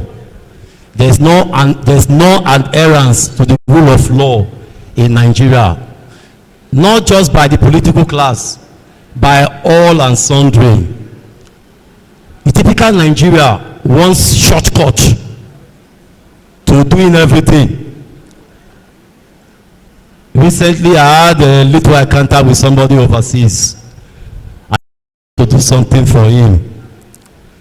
The first thing he asked was that, how can this thing be done so quick for him? I told him no, that we need to follow the process. So at the end of the day, he had no choice than to obey me. We followed the process, and at the end of the thing, we got what we wanted. Like the case of Nigeria, for example, in any recruitment process in our political scenario, that usually lay down rules, and these rules are laid in order to promote internal democracy of such political parties. But we find out that even before the process starts, you see interferences from top political leaders who we refer to as godfathers. Sometimes these godfathers, they circumvent this process voluntarily on their own, or sometimes they circumvent this process through the invitation of those seeking such political positions. So what I will say is that there's nothing wrong in the selection process, but just that in most cases there are usually intrusions on it by the so-called, godfathers of our various political parties, and this has not all gone well in the Nigerian polity. That's why you see in most cases during the selection process it becomes a do or die affair. I remember during the presidential, I think 2003, one of the presidential aspirants, an incumbent there, said that the election was. So when you hear leaders saying such things, what do you expect the ones that are not? So it starts with the leaders. And what I know is that if, for example, I want to go into politics, for example, today, for example, there are two things I may do. Either I bend or I don't bend. And in most cases, people go into politics with set principles. They usually give in at the end of the days because everybody wants to win by all means. That even when the rules are set from the onset, some have already made up their mind that these rules will not even work. And INEC, the body that administers this political process, INEC has failed in its responsibilities. I'm saying because normally during the political process, INEC is supposed to be the monitoring body. But in most cases, we find out that the INEC, even before the election day, they said their conscience most time.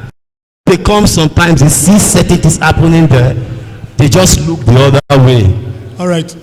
I think we have heard from you. Okay, thank you. Because other people have to speak. What we glean from what you're saying is that there is no adherence to rule of law. Yes. 1.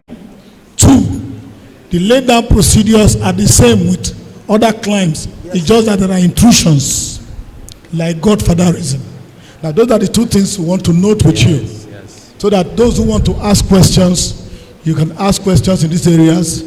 No adherence to rule of law. Yes. The rules are there, the laws are there. Yes. But somehow we have a way of it for personal interest.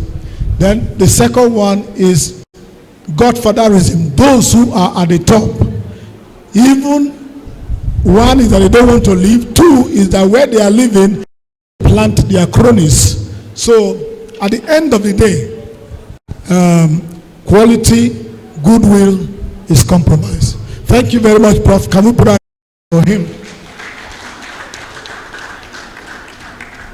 All right, we are speaking to the process of recruitment. The process. The team has identified it as improper.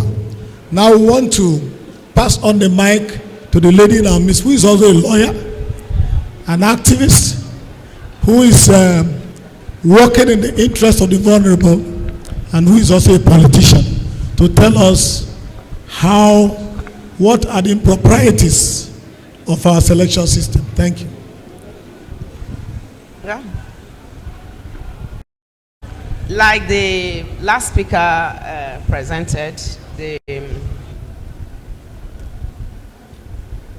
those are challenges that I see in our political process.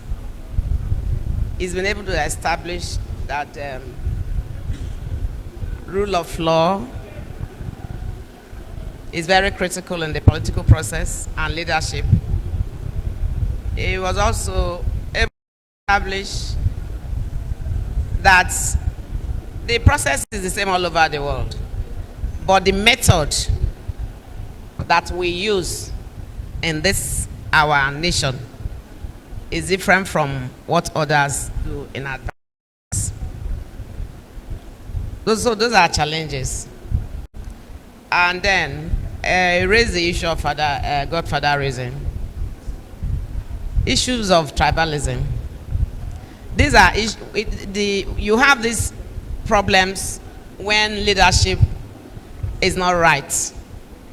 You have these problems when it's not right, because driving the process, it entails, the implication of driving a process means that the person who is at the top or who is leading the process must be very disciplined, must also understand the environment where he is. The person will not have to learn from the job, but already has experience, or to strengthen the capacity he has as soon as it starts driving the process. So these are some of the issues affecting the recruitment in the recruitment process. When you have very effective, we all cannot know everything all the time, but it's important that experience counts.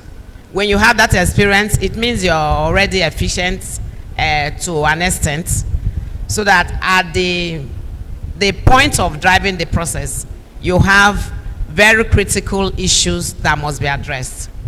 When those things are not there, the proper ingredients are not there, what you have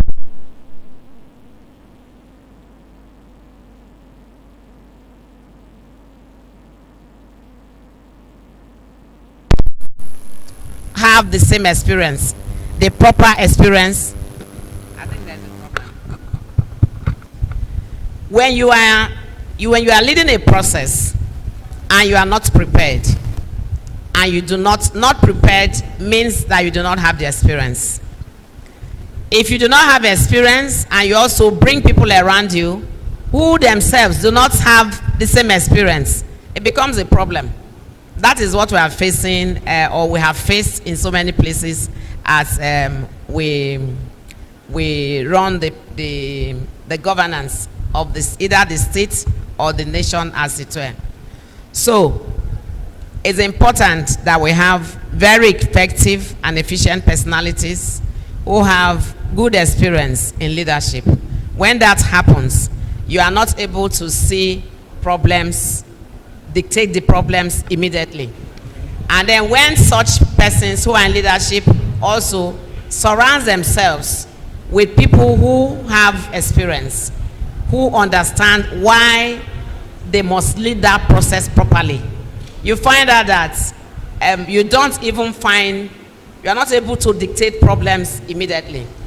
And because of the fact that they have experience, they are efficient, they understand the process, they will also welcome good communication.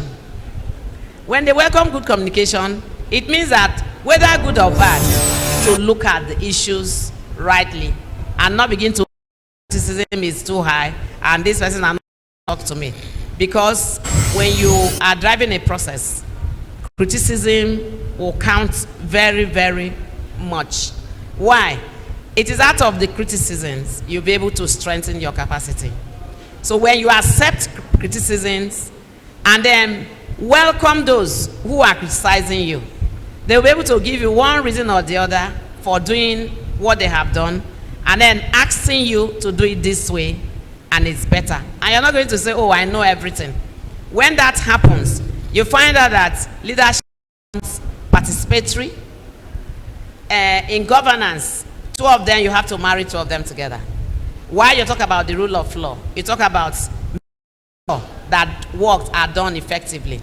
So when you bring in those who have criticized you, those who have experience, you put the things together, you find out that everybody is participating.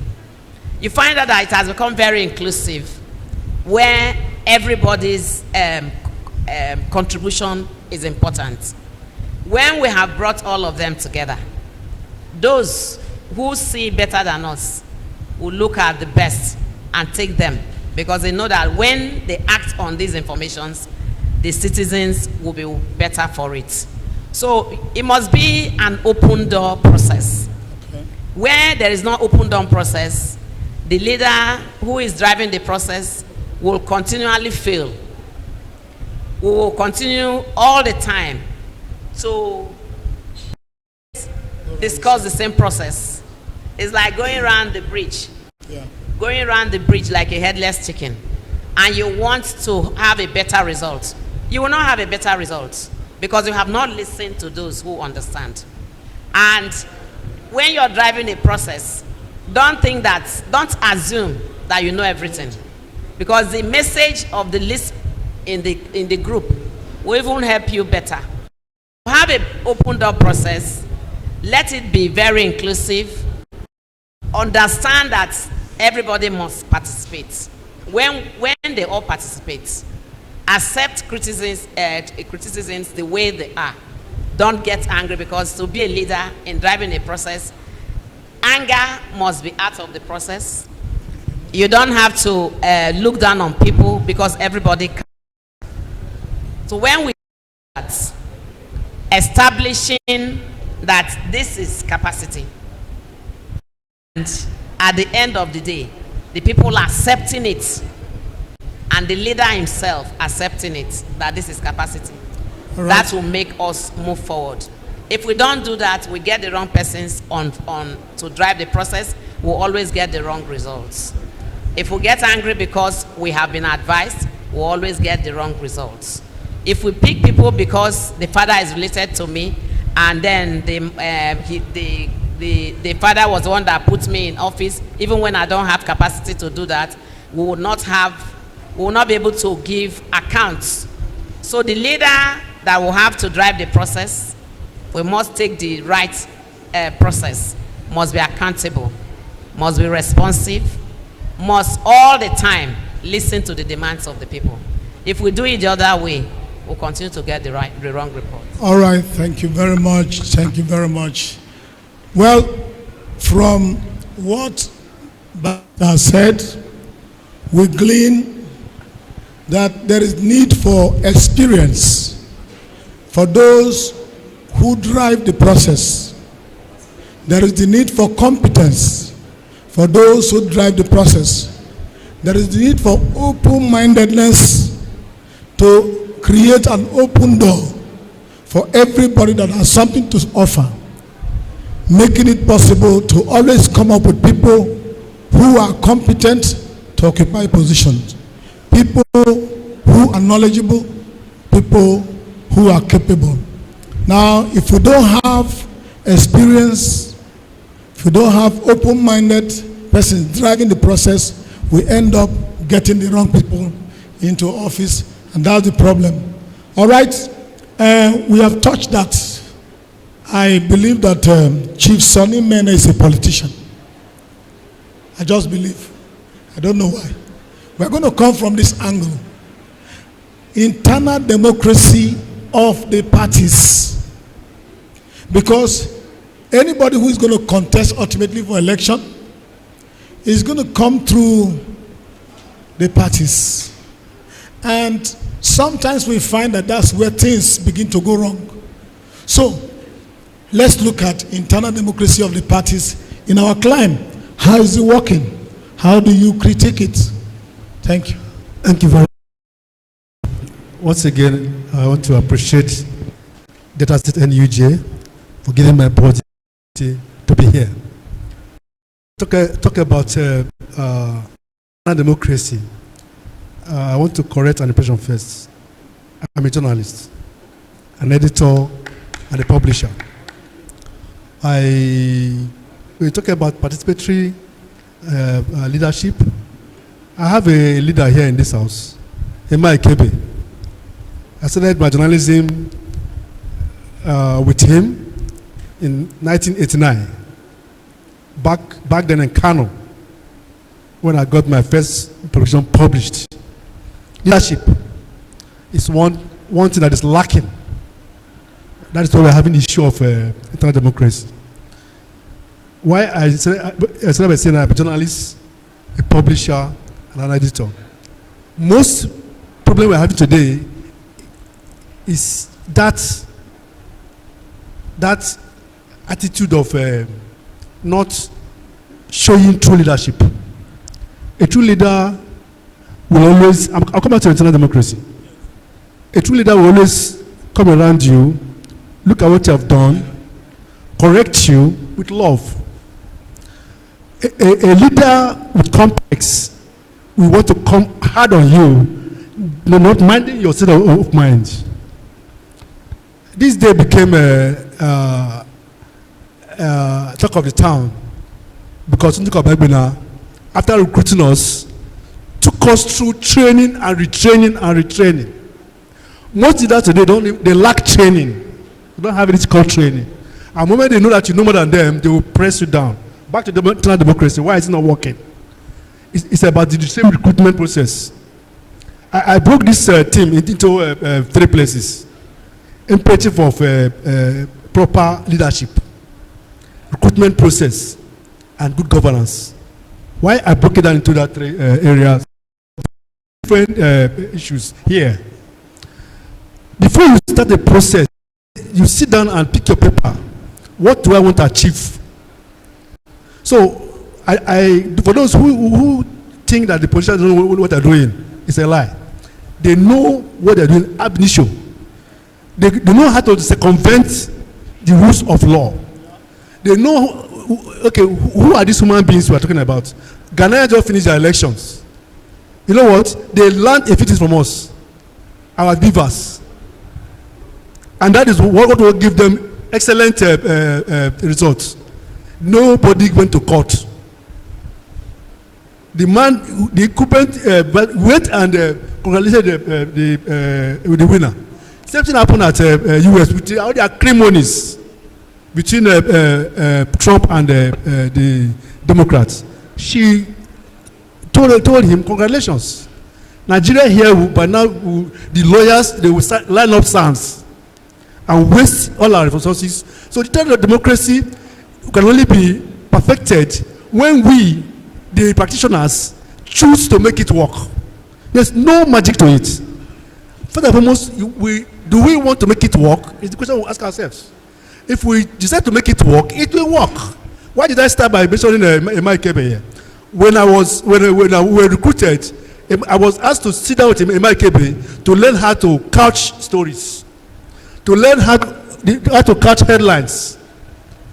When I cut my first 2 headlines, he laughed. I said, Sonny, you are trying. I know you are very good in English, but this is not how to do it. Do it this way, do it that way. When we finished the article, the editor again gave it a different headline. I was shocked to see my headline. A different that is standard working. Now back to the issue of comrade. spoke about, and the prof here. IBB was a military man. As a military man, Tashola made all the noise about the poor people.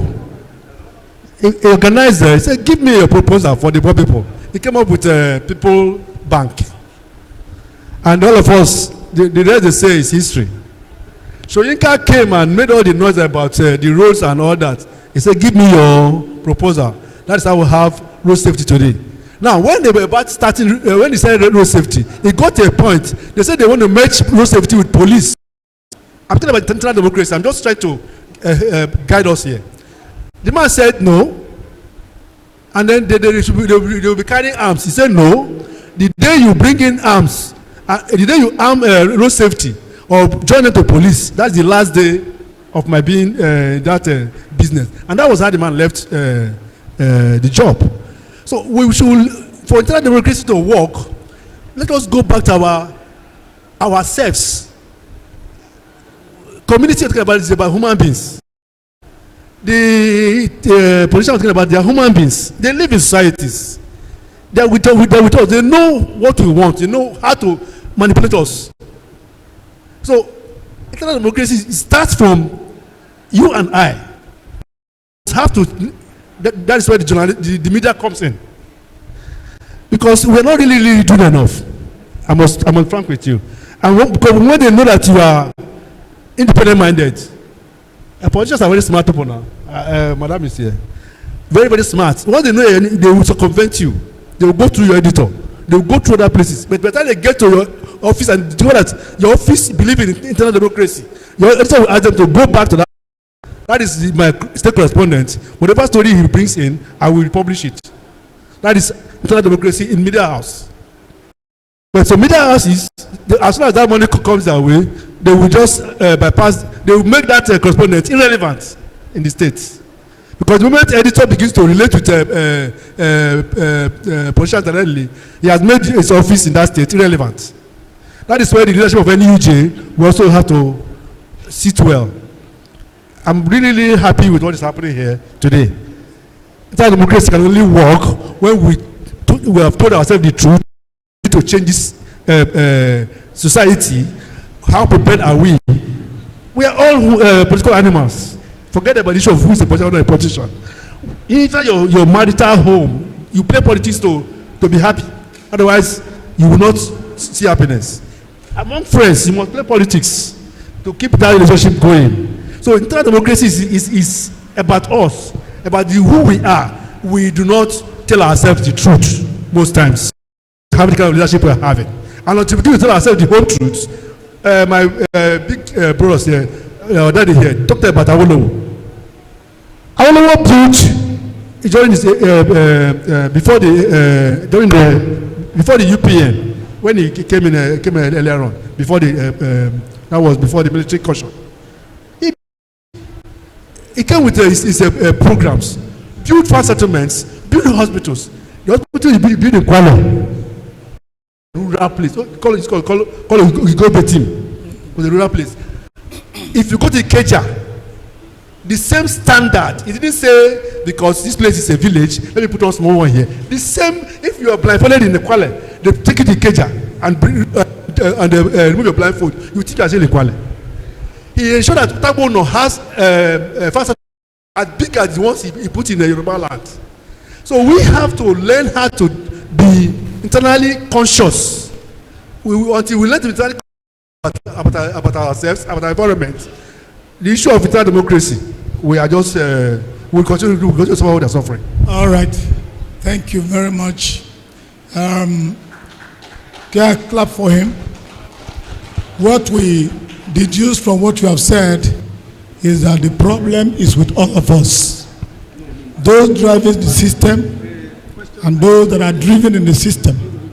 We don't seem to have the right attitude for personal reasons, either ego, what are we gain, and all that, we compromise the system. Now, before we throw the floor open for questions, I just want to establish something that may guide us. If we say there is no adherence to the rule of law. That means people are behaving anyhow, circumventing the system. Who is to call people to order? Because at any point in time that anybody is derailing, there should be somebody to call them to order. There should be a counter system to call people to order. That brings us to the judiciary, those who interpret the law. So, where is our hope in this matter? I just left that open. Let it be an open wound as we throw the floor open. If you have a question to ask, please indicate by raising your hand based on what we are discussing. You have an input to make to further ventilate our mind. But let's all make up our mind that we are all part of the problem. Whether journalists, whether ordinary man, religious people, academicians have gone to be INEC officials and they failed us. Every time they want to do election, they go to the university and bring men in the ivory tower. At the end of the day, the figures, the arithmetic is not right. So there's the need for a change of mind. If we want it to work, it will work. Questions, please. All right, questions? All right. You can direct your questions to any of them to make it easier. Between 30 seconds, your question. Good everybody. My name is Paul Ashibogu. By the special grace of God, I love the interaction here this afternoon. But in addition to all that the panelists, all of them have said, though no need of mention individually, but I just want to add that two basic things are actually, even though what all the panelists have said, they actually contribute to the failure of our process, leadership recruitment process. But I want to add these two basic concepts. One is integrity, then the other one is strong institutions. When you go to United States of America, you see that any leader that emerges, you don't need that leader to control institutions or the process that brings in leaders. You see that the institutions drive as a way of driving itself. Now when you bring in a leader that lacks integrity, there is this tendency for that leader to compromise the integrity of the whole process, and at the result, at the end of the day, you see that the issue of good governance will become a mirage. You will not get, definitely there won't be performance on their part. So the issue of leadership recruitment process is a collective responsibility. Everybody has a stake in it. Thank you so much. Thank you. Any member of the Nawajians here to respond in the question segment so that you can also ask one or make inputs? Nawajians and female journalists. Our male folk just rescued us right here. It's a challenge to you. Madam, shall I bring them? I should. I like that. Some of us that were privileged to have served from Awolowo's free education, we benefited from it. It's a privilege. Good afternoon, everyone. My name is Ikolomi Tracy. I want to appreciate our panelists. Good job. And I also want to say that the Nigerian is not a matter of process. It's not the process that is the problem. People, the individuals involved, because like we have been talking, that the process is almost the same, but the difference is the people involved. I tell people all the time that politicians are not different from you and I. By the time you get to their position, you might even do worse. So let us tell ourselves the home truth, that we as a people, we need a rethink. We need to change the way we are behaving. And when we start from there, I believe that we can get it right. Thank you. Thank you very much. No question. Everybody's adding. Nobody's subtracting. I've seen her. Somebody. So that means the discussants did a good job. Put your hands together for them. All right. I'm Comrade Isioma Okpo. I love the discussions that have gone on in this program. And the one thing I pick there is this issue of leadership recruitment. Vis-a-vis the teething problems we have been having since 1999 in the political sphere in terms of quality leadership.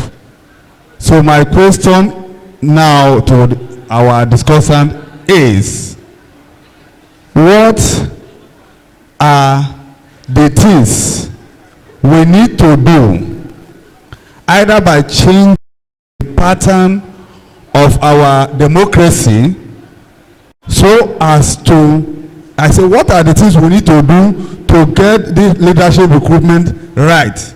Because what we are seeing now is from father to son, from son to daughter, to this and all those kind of things. I don't really understand. What do we do as a society to bring this leadership recruitment right, so that we can get quality leaders moving forward? We should appreciate those who are responding. It's a round of applause. Can we take one more? Another woman, can we take one more, please? No, let's answer to this first. Okay. So who is speaking? What do we do to process right?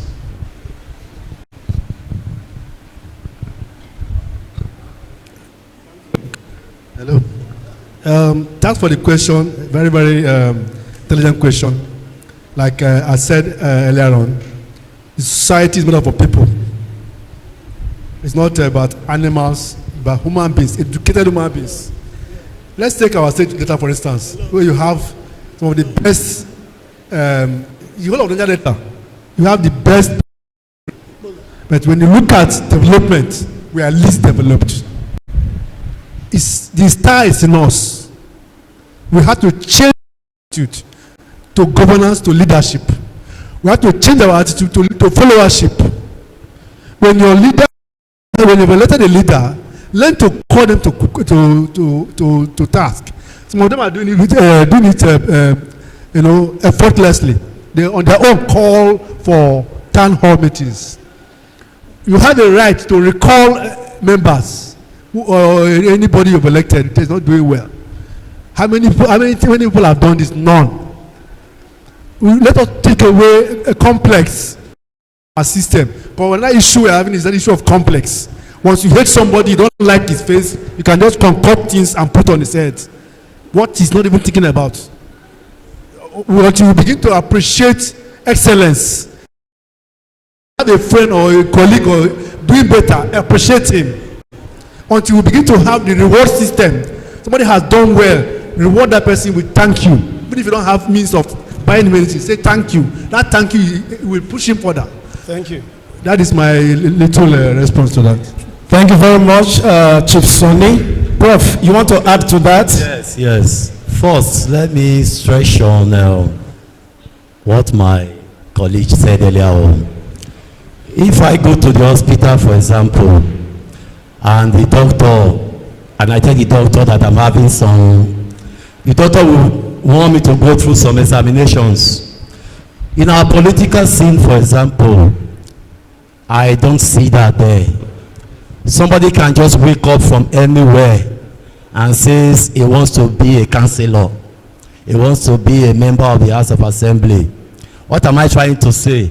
Once someone signifies interest in political leadership, he should undergo intense proper training. That should be the first thing. For instance, somebody goes to the church and says he wants to go get married. They go through a lot before, they get married. So there should be intense proper training. Like some people even suggest that they should even undergo a mental, emotional, physical test. Should be done. Then I also wonder too, civil servants retire, judges retire. Why is it that politicians, they don't retire? They should also have retirement age for our politicians. Then two, INEC, police, EFCC, they have roles to play in this recruitment process. And these bodies are dependent on government. So these bodies, there's a way it can be done that it become autonomous. At least autonomous in the sense that most of their fundings should come straight from the consolidated fund of the federation without going through, you know, those rigorous process. Independence, that is key. Then another one again, the third one, once there's independence, for example, anytime any of these rules are broken, rule of law, sanctions will be applied immediately. You apply it immediately, no matter who, you know. Like somebody says something, you know, that in advanced climb that their institutions are strong. Yes, their institutions are strong, but despite that, there are sometimes those institutions are still undermined, but not as in the case of Nigeria. Recently, the President of United States, Biden, granted his son pardon, and because of that thing, people were not happy with it. I think that is all. Then apart from that too, I don't know. I hear people say something about the Nigerian press being the fourth realm of governance. Fourth. I don't know which one is the first. I don't know which one is the second. The first is the executive. I don't know. There's no way it is mentioned that the executive arm of government is the first. All we know is that they are all arms of government. But my problem now is this. Even when I was growing up, I've been hearing this word that the press is the fourth arm of government. When is it going to be realized? No, you are getting it wrong. When is it going to be realized? It's not the fourth Let's begin to think. Let us begin to think towards that line. It is the fourth estate of the realm. Because the fourth estate is supposed to be the watchdog of society. Have they really watched enough? They are watching without gun. No gun. That's the problem. They should give gun to journalists. Maybe a lawyer should put it to us if we are doing enough or not. No, they should. Maybe we are a watchdog enough or not. They should give us gun. Gun to journalists. Not bad. Prof, I think the important thing is that the press is working. Without communication, like I said, we'll have a lot of problems. So when things go wrong, no matter how bad the situation is, I still give it to the press because somehow that matter is resolved. Either there is need for a roundtable conversation, or there is need for people to meet elsewhere, or there is another critical need for the people involved to look inwards and see whether we have done well instead of falling into the trouble of the press. So they are doing their job. Their duty is to watch the process and speak when it is most necessary. And I think they are speaking. Nigeria is not just a country. For you to survive in this country, it means that you have capacity. If you must survive, if you have to survive. And we'll talk about press freedom today. It is because the press have fought a good fight. If not, I hope you know what many of us went through many years back. Perhaps I would know. So many things happened in this country. And today you can sit down and speak. And the worst that will happen is that you go to court. It wasn't that way in the past. So the press is doing, as a fault, they are doing their best. And they are making sure that as powerful as you are, you want to think about what press will do, so that you'll be able to balance whatever it is that is before you. But the last presenter from the audience, thank you for the issues you raised. If we have strong institutions, things will get better. But in talking about governance and leadership and what we have done, in my conversation, I raised the issue of participation. When we participate meaningfully, things will work out well. If we participate anyhow, the way we want to participate, things will continue to crawl on our feet. Participating meaningfully means that money will not count. It means that money will not count at any time. You raise the issue of integrity. Participating meaningfully means that we must protect our integrity, no matter how bad it is. It doesn't matter what anybody will say. Our integrity will only be upheld when we put the issue of money down. Nigeria will get better when money stops counting. I have not heard anywhere that hunger killed everybody. Even in a civil war, not everybody dies. People still survive. So even in the face of hunger, not everybody will die. Where we know that death will come when it will come. It is not when we lose our integrity. And we know by the time we lose our integrity, we have lost everything. We need to put the issue of money down. In driving this process called politics and governance, leadership in this country, we must put money down. Let money never count. Let us start from our home. Let the values that were given to us, that you must protect the interest of the people. As parents, you must tell your children, this is where to go. It is not when they give you money, you begin to sing praises of people. Your children, as they grow up, will need to understand where they are coming from and why it is important that we must protect our integrity and strengthen the institutions that we have.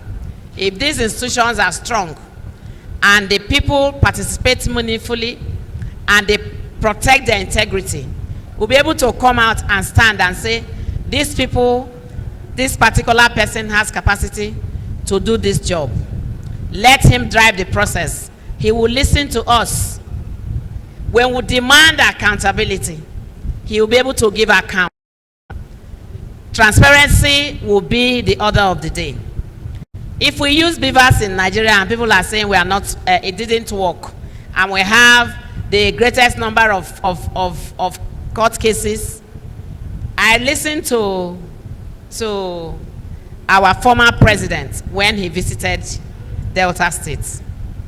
And he said that in other places where he went to observe, as an observer in different elections, people will get up and congratulate the one who won.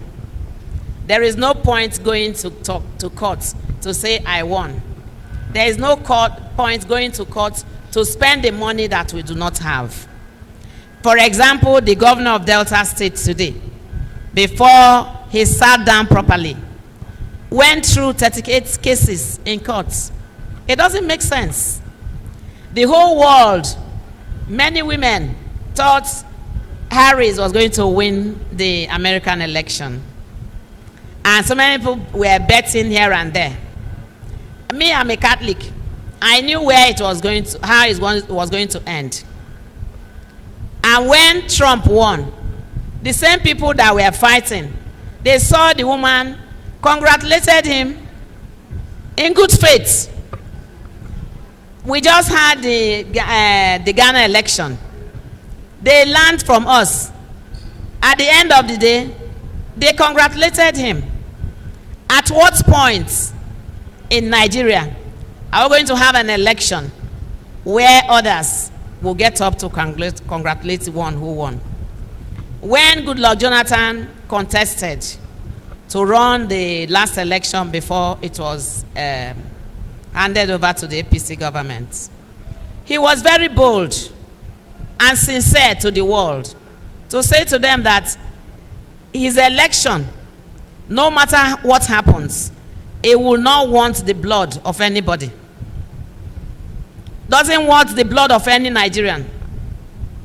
So at what point are we as a family unit, as a larger society, at what point are we going to come together to look inwards and say, let us begin to pick those who will ask to go and represent us, who will be accountable to us when we follow our election and we have done.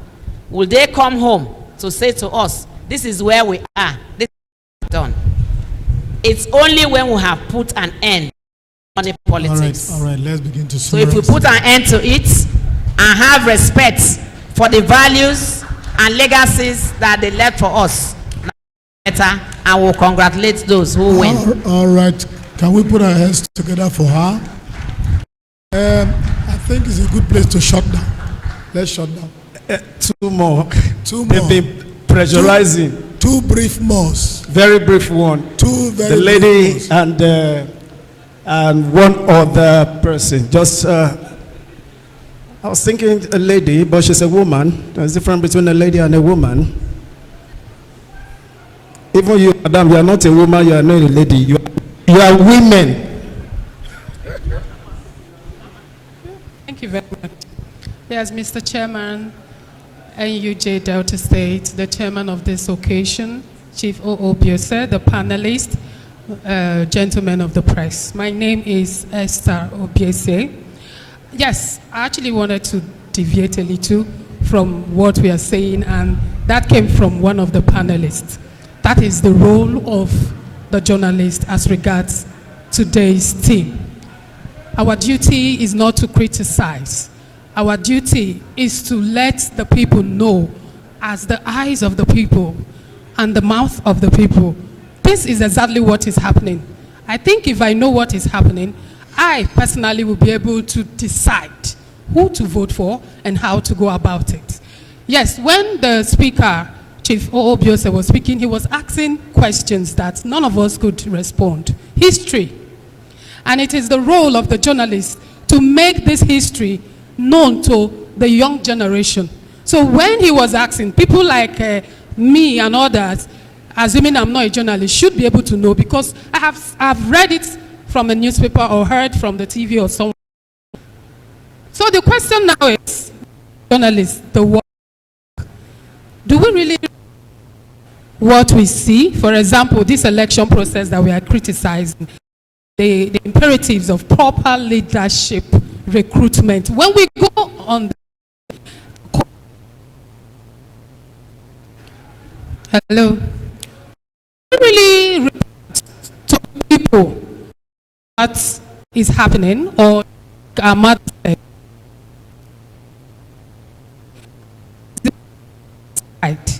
we, if we do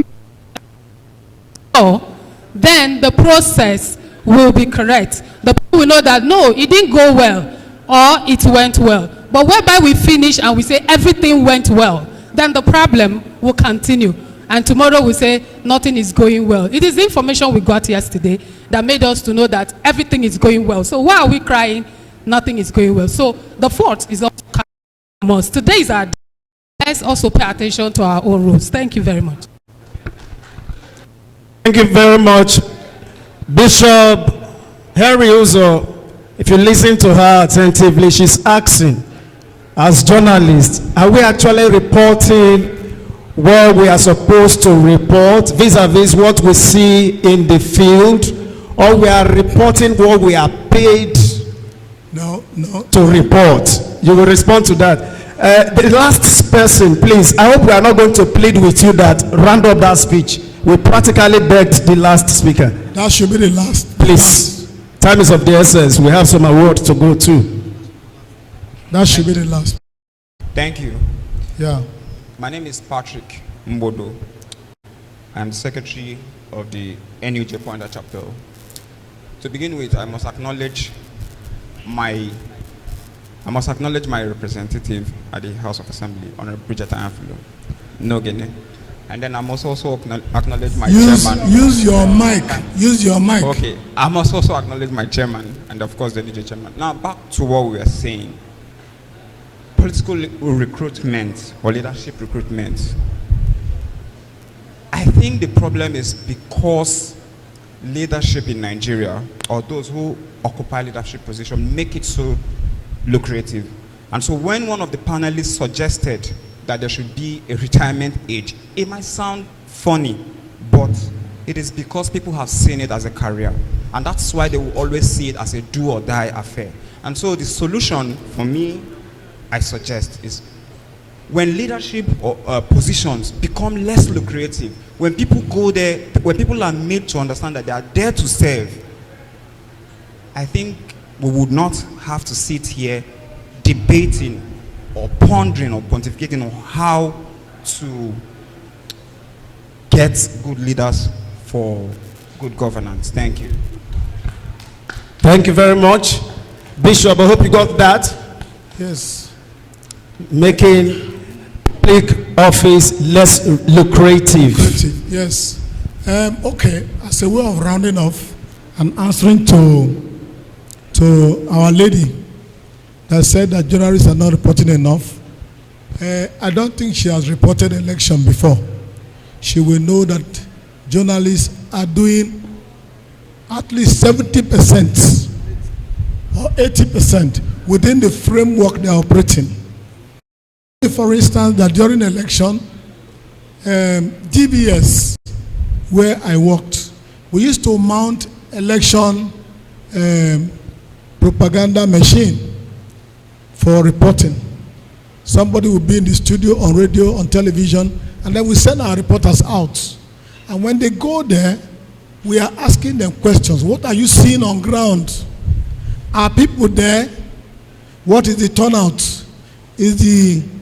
Are the electoral officers there yet? Because they told us they will start by 8. They will tell us, we are here, the time is after 9, no material, no INEC official. That's accurate reporting. So, based on the circumstance we are operating, I give journalists 80%. And for them to do their work very effectively as dog, they should be given gun. That's by the way. All right, so what I want us to take away from here is the fact that we must decide as a people to get it right. One of the things that make those that accede to governance positions to be irresponsible is because we, the electorate, have been irresponsible. We place so much demand on somebody who is going for elective position because we believe that that qualifies him to have access to public fund. So pay before you go. So we have made our politics pay as you go. So if I spend billions of naira, millions of naira that I don't have perhaps borrowed to get to government office, now how do you expect that I should let that go? I will recover my money first. It's simple arithmetic. So the electorate must have the discipline to, one, acknowledge that the person we are supporting has competence, just like he said. Competence for the person who is occupying position, integrity. Now, in other climes, civilized climes, before you go to elective, it's not even education. Possible you are a Faulknizer, but you have been known to be diligent, you have been known to have integrity, you can represent your people. But here, we are dealing with cronies. Those who have been there before, they want to continue being there. And so when I leave, I put my son. When I leave, I put the man who was carrying my portfolio and never answered back. These things, they tend to make the process improper. The final thing we are going away with is that money, the lucrativeness of political office in this climate is a major problem. As much as possible. There are other climes when, if you are a representative, you are only on allowance. That's all. The Prime Minister of Germany, this woman, what is that her name? Angela Merkel. She ruled from her own personal house. But here, we decide the type of accommodation we should live in. When a representative leaves office, we give the one coming furniture allowance, and then the one that is going, we cut away everything. So the one coming always meets an empty apartment because there is a knowing that. So in this area, there should be some measure of accountability. We gave you 3 beds. We gave you, you are leaving. We must be able to check. Are the 3 beds still there? Thank you very much for listening to us. Thank you very much for the privilege. And at this juncture, we can take vote of thanks. Let us leave. Just before thanks, let us properly appreciate them. With a round of applause, please. Let's appreciate them. While we are getting ready for the vote of thanks, there is a very brief transitional ceremony from this cadre that will propel them down this way. And that is present 2 very unique awards for 2 great personalities. Incidentally, they are on the high table already. They have roles to play in this. First of all, if you have a copy of the program, you can turn it to page 8. Page 8. And you have a picture of His Excellency Senator Henry Seriake Dixon.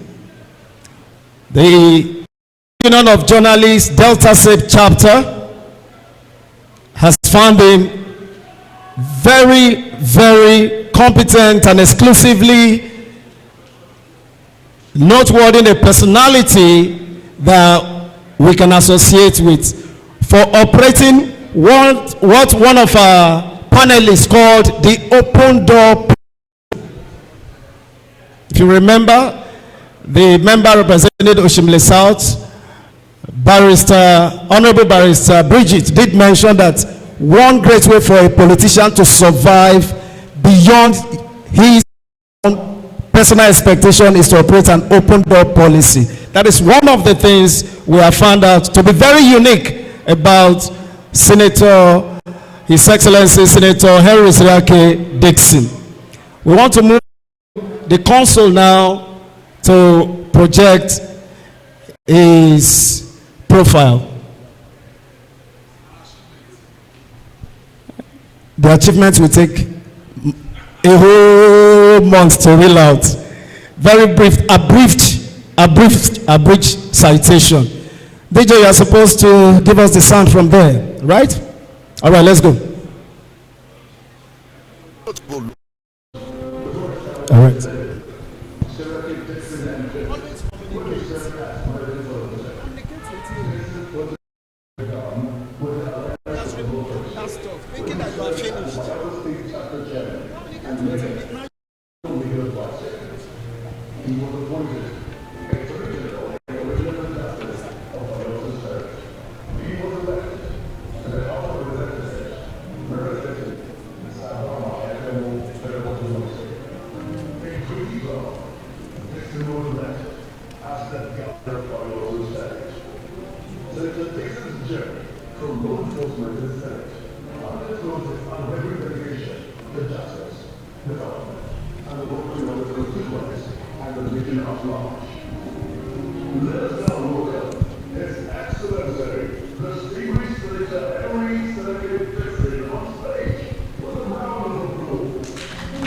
We can do better with a round of applause.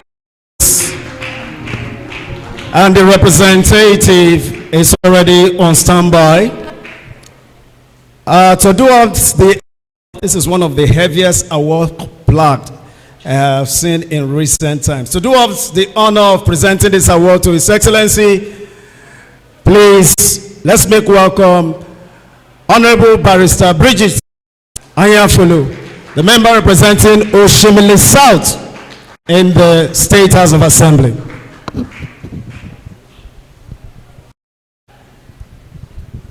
This is actually very heavy. His Excellency, Senator Seriake Dixon, Senator representing Bayelsa West. This award is for the most outstanding voice of the Niger Delta. Congratulations.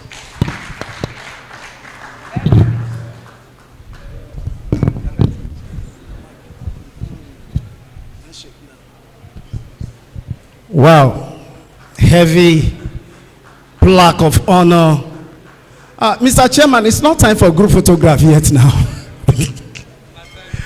My chair, if like I go join on now, and this kind of picture, they say they borrow land. It is well. We'll do a lot of photographs later. Please, you need to respond, sir. Your Excellency. I'm really encouraged.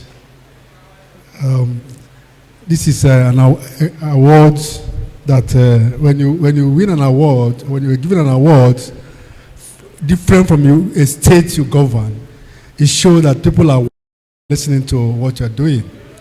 And because Senator Dixon has made Niger Delta his place of focus at the Senate. Whatever that concerns South concerns him.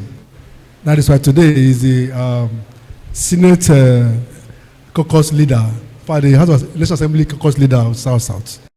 And then I'm sure this will prepare him to do more. The South Development Commission was stepped down, but by his tenacity and focus of the South, that was brought back. And then to God be the glory, any month from now, the President will ascend to that Development Commission. I want to thank NUJ most sincerely for this honor done my principal. And I promise that whatever that is happening here, the President, the Senator will always be part of this. Lest I remind you again, his mother is Delta, Isoko, and Bomadi. So he's right at home with this. Thank you very much. Please, let's do better for that round of applause. Yes, some of us actually captured His Excellency Cyril K. Dixon as just a senator from Bayelsa. But now you know he's your in-law. Isoko people. Isoko Ado. Isoko Ado. Isoko Ado. What there? Our Bomadi people, they say that is linked to us to that is His Excellency Senator. And from that side, sir, we always greet, Isa! Isa! My brother did now. Only him in the crowd. Perez here, Comrade Perez here. The only man you see, you don't get scared of entering Kenu. Even if now to go, no go, you are safe. Very distinguished ladies and gentlemen, let us proceed. Left for me, the next awardee, I will have said, let me invite him to stand all through while we will be talking about him. But again, no. An elder statesman, he has become a voice deeper than just a voice from the wilderness in the African context. A father, in fact, his profile, if we are to take everything, it might take us more than a month reading it. So what we have for you is an abridged citation of Chief Biose. Please, a round of applause.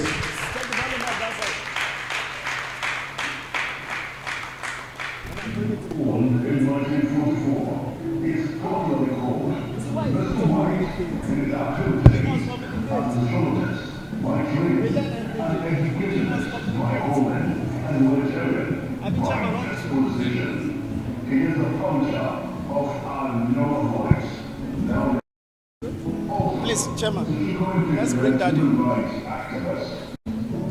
Let's bring that in.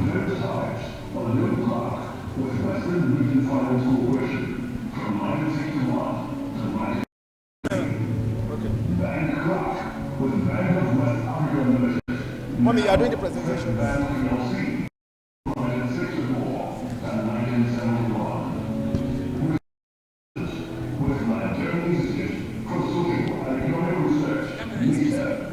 Absolutely. University of Ibadan, 1975. University teacher at University of Lagos, 1975 to 1979.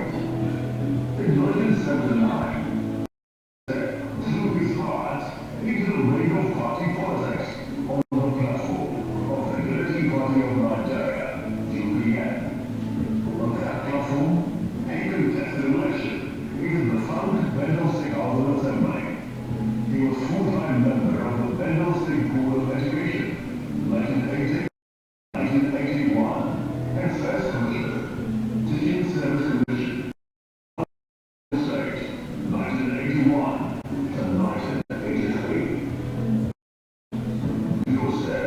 became a pro-democracy and human rights activist. He was deputy chair of Civil Liberties Organization, CLO, Lagos State chapter, and a prominent activist in the Campaign for Democracy, CT. On July 17, 2004, his royal majesty, Dr. James the second, JP, the OB of Lutumor, honored him with the chieftaincy title, OB of Lutumor Kingdom, in recognition of his outstanding service to the palace and Lutumor Kingdom, was a reviews, letter of indelible truth. Biosec is on the board of a number of companies with interest in agriculture, energy, and information technology. He is the CEO of Bird Publishers Limited, publishers of Good Times Online and Your Voice. The audio is very different from actually public life in different young actors and writers. So let us now welcome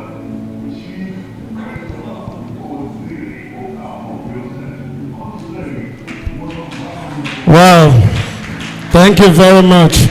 Thank you very much. Wow. The one and only Chief. Let's body step up a bit. Yes. It's an elevating day. Daddy has received a lot of awards. And incidentally, we're also going to invite the member representing Oshimile South in the State House of Assembly to do us the honor of presentation. When she was actually saying it was not that rosy as those days to be a journalist, some people paid the supreme price. Many these days can't remember, they don't know. Thank you very much. I said that because he's the only one that will understand what happened. He was very close to my boss, Chief Chris Okolie, late. So he understands. Chief, this award is given to you by the Nigerian Union of Journalists, Delta State Chapter.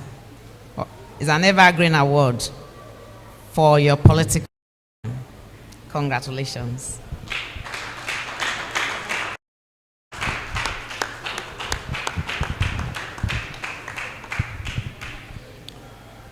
I am overwhelmed.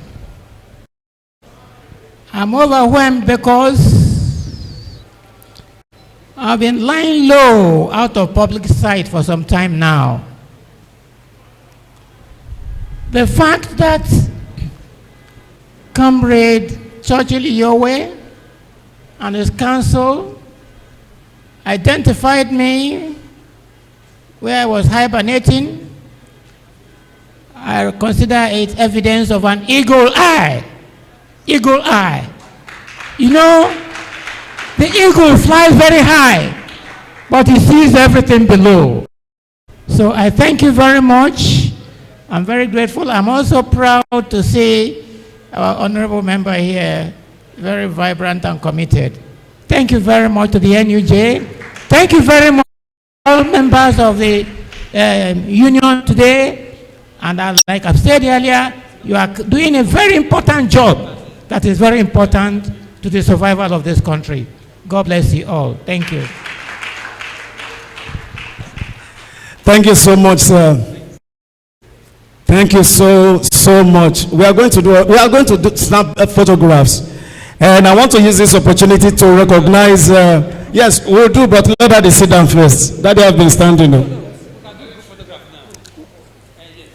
Okay, yes, there were this. While that is going on, we want to respectfully appreciate two great personalities here, and one of the NUJ, Delta State Council, is not just vouching and promising, but we are saying it vehemently that 2025 NUJ week, the first on the list of our awardees is none other person but the member representing Osun in the State House of Assembly, because she deserves it. And our awards are not paid for. Our awards are not paid for. It is because you deserve it. And so, 2025, she is the first on the list for NUJ Delta State, and we are always proud to be associated with her. We shall continue with her. Special recognition also to the incoming chairman of the board, Deacon Board in Okpanam here, and it's a church. Is president the Deacon Board, but incidentally is the admin head, the church board. Wow. Prof, there is no hiding place for a golden fish. May God continue to expand your goals. Professor Kingsley Mrabure, wonderful name. Professor Dixon, thank you so much for coming. We appreciate you. Yes, just very shortly before the vote of thanks. Please, the pictures, let it go around. Yes. Just before the vote of thanks, we also want to appreciate the State Director, National Orientation Agency, one of the State Director. She was here before. Oh, Mrs. Economy, thank you very much for your response through the mic. Mrs. Economy Tracy, we want to thank you extensively, those who came outside Asaba. But very briefly, just before, yes, Comrade Onomel to invite our brother to give us the vote of thanks as he is coming. I just want you to know that the committee was actually made up of committee members from across the state, in Warri, Asaba, and all that. Yes, while he's stepping forward to do the vote of thanks, Comrade Barry Agbanega is one that I would say he was so administratively involved, signing this, signing that, involved all through. And we are not leaving our Comrade Dele Fasson, who is a co-chair. Both of them, they worked assiduously. And of course, our secretary, who in the process of planning this program also lost his father. Yes, we are with you there in Warri. That is Comrade Oris Lillian, right there in DRTV Warri. DBS Warri. All right. To give the vote of thanks, you will definitely introduce them and the rest of the team. You know, calling the other names, when I get to my name, what am I going to say? No, you do it now. Thank you so much. What has a beginning of yours has an end. And so quickly, Comrade Ben Dumo is a member of that committee. We also had Ruth Omige, a member of the committee, Comrade Ejibe Edweme. We also had Comrade Josephine Omodia. Kelvin Onyechuku was also there. Comrade Caroline Obini, Comrade Sebastian Igboza himself, Andrew Orowo Tete, Comrade Spencer Friday Degree, and second time around, Comrade Ejime Odueme. They were all members of this committee. Can we just put our hands together for them quickly? Thank you so much. And my job is relatively done and dusted. At this point, I call for the vote of thanks. Comrade Ben Duno, all the way from Warri, this great man.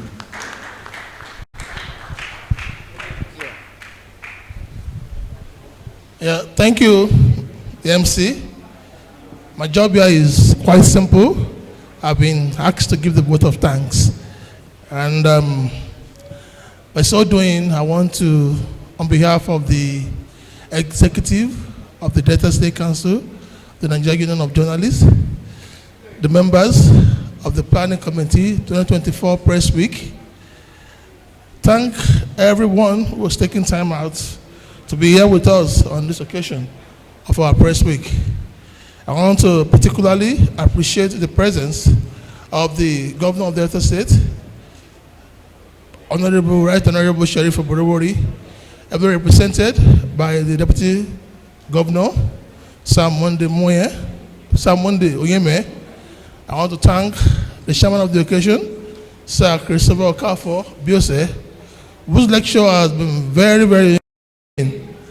He took us around the historical development of the country, and then he has tasked us as journalists to also see what we can do to leverage on the past history to see how we can better our democratic process.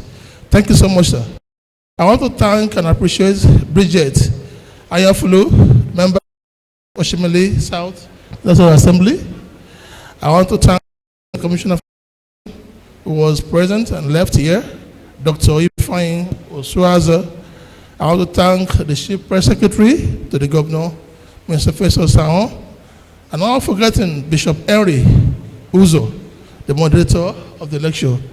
Also not leaving out the panel of discussants who did a very good job in telling us or advising us how we can better the democratic future in this country. I also thank those our guests of honor who were supposed to be here but couldn't make it for reasons best known to them. I thank them for being with us here in spirit. I also want to extend our appreciation to individual sponsors, corporate body sponsors, and also the government agency sponsors for making this event a remarkable one. Particularly, I want to thank you, yes, you all, our guests, for being here today and for staying with us from beginning to the end of this program.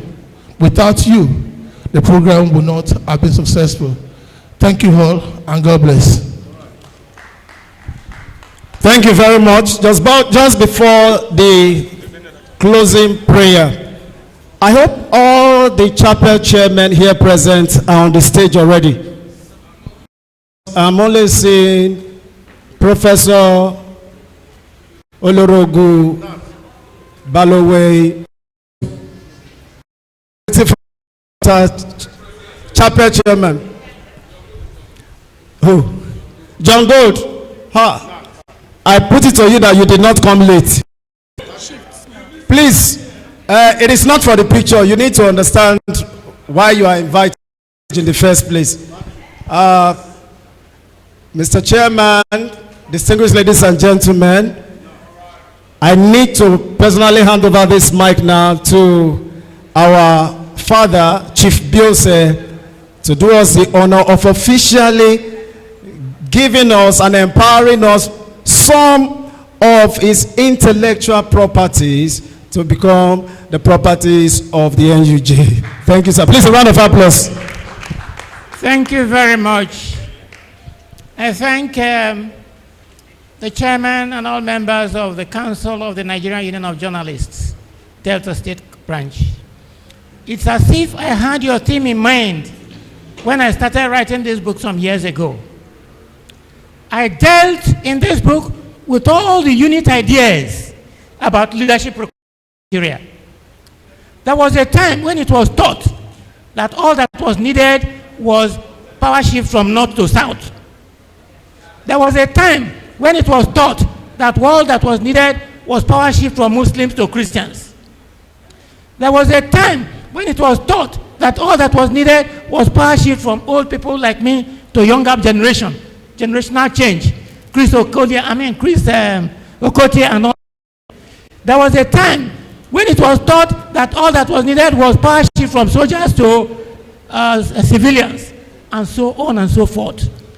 Now, it came to the area of zoning, where a few old men will sit down in a room who is going to become this and that. I dealt with all these unit ideas in this book and their consequences. And my conclusion is that all we have been having circulation of elites, according to the Italian sociologist, Pareto and Mosca and all those people. So, and I conclude there must be a change in the system, not merely panel beating it. And that's what I was trying to present, as well as ideological orientation. Because the ideological orientation is very important. I mentioned the fact that we have been practicing monarchy and we were happy, isn't it?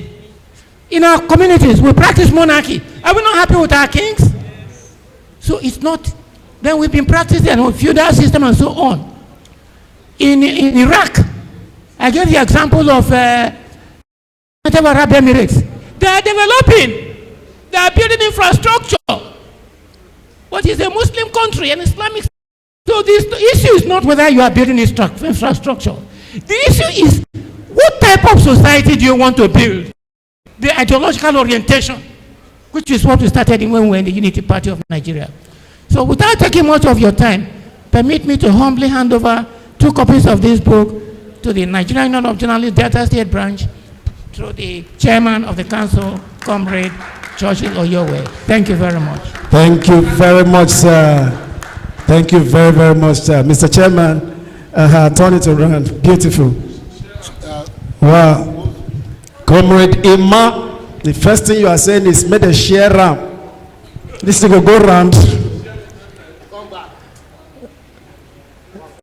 But if you for the NUJ is very happy, grateful for this. Stop zoning, restructure Nigeria. That's the title. And while we are rounding up the other photograph, the ex-official one, Comrade Emmanuel Ekebe. Comrade Mike Ekebe, please come forward for the closing prayer. Comrade Mike Ekebe. Emmanuel, brother, Ekebe. Comrade. Let's rise for the closing prayer. Father, in Jesus' mighty name, Lord God Almighty, when we were starting, we beseech you to stay with us. True to your type, you didn't disappoint us. Take all the honor and glory, Father, for a wonderful outing. We thank you for all our guests. We thank you for our members. We thank you for the state ESCO of the NUJ. Lord God, we pray, as we depart, we are not departing for your presence. We pray for Johnny Mercy. We also pray that next year edition will be better, far better than this one. Guide all members of NUJ. Reposition us for greater heights. This we ask in Jesus' mighty name. May we share the grace of our Lord Jesus Christ. This fellowship of the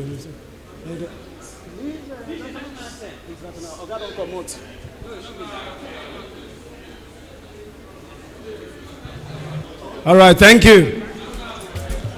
Thank you very much for coming. God bless you.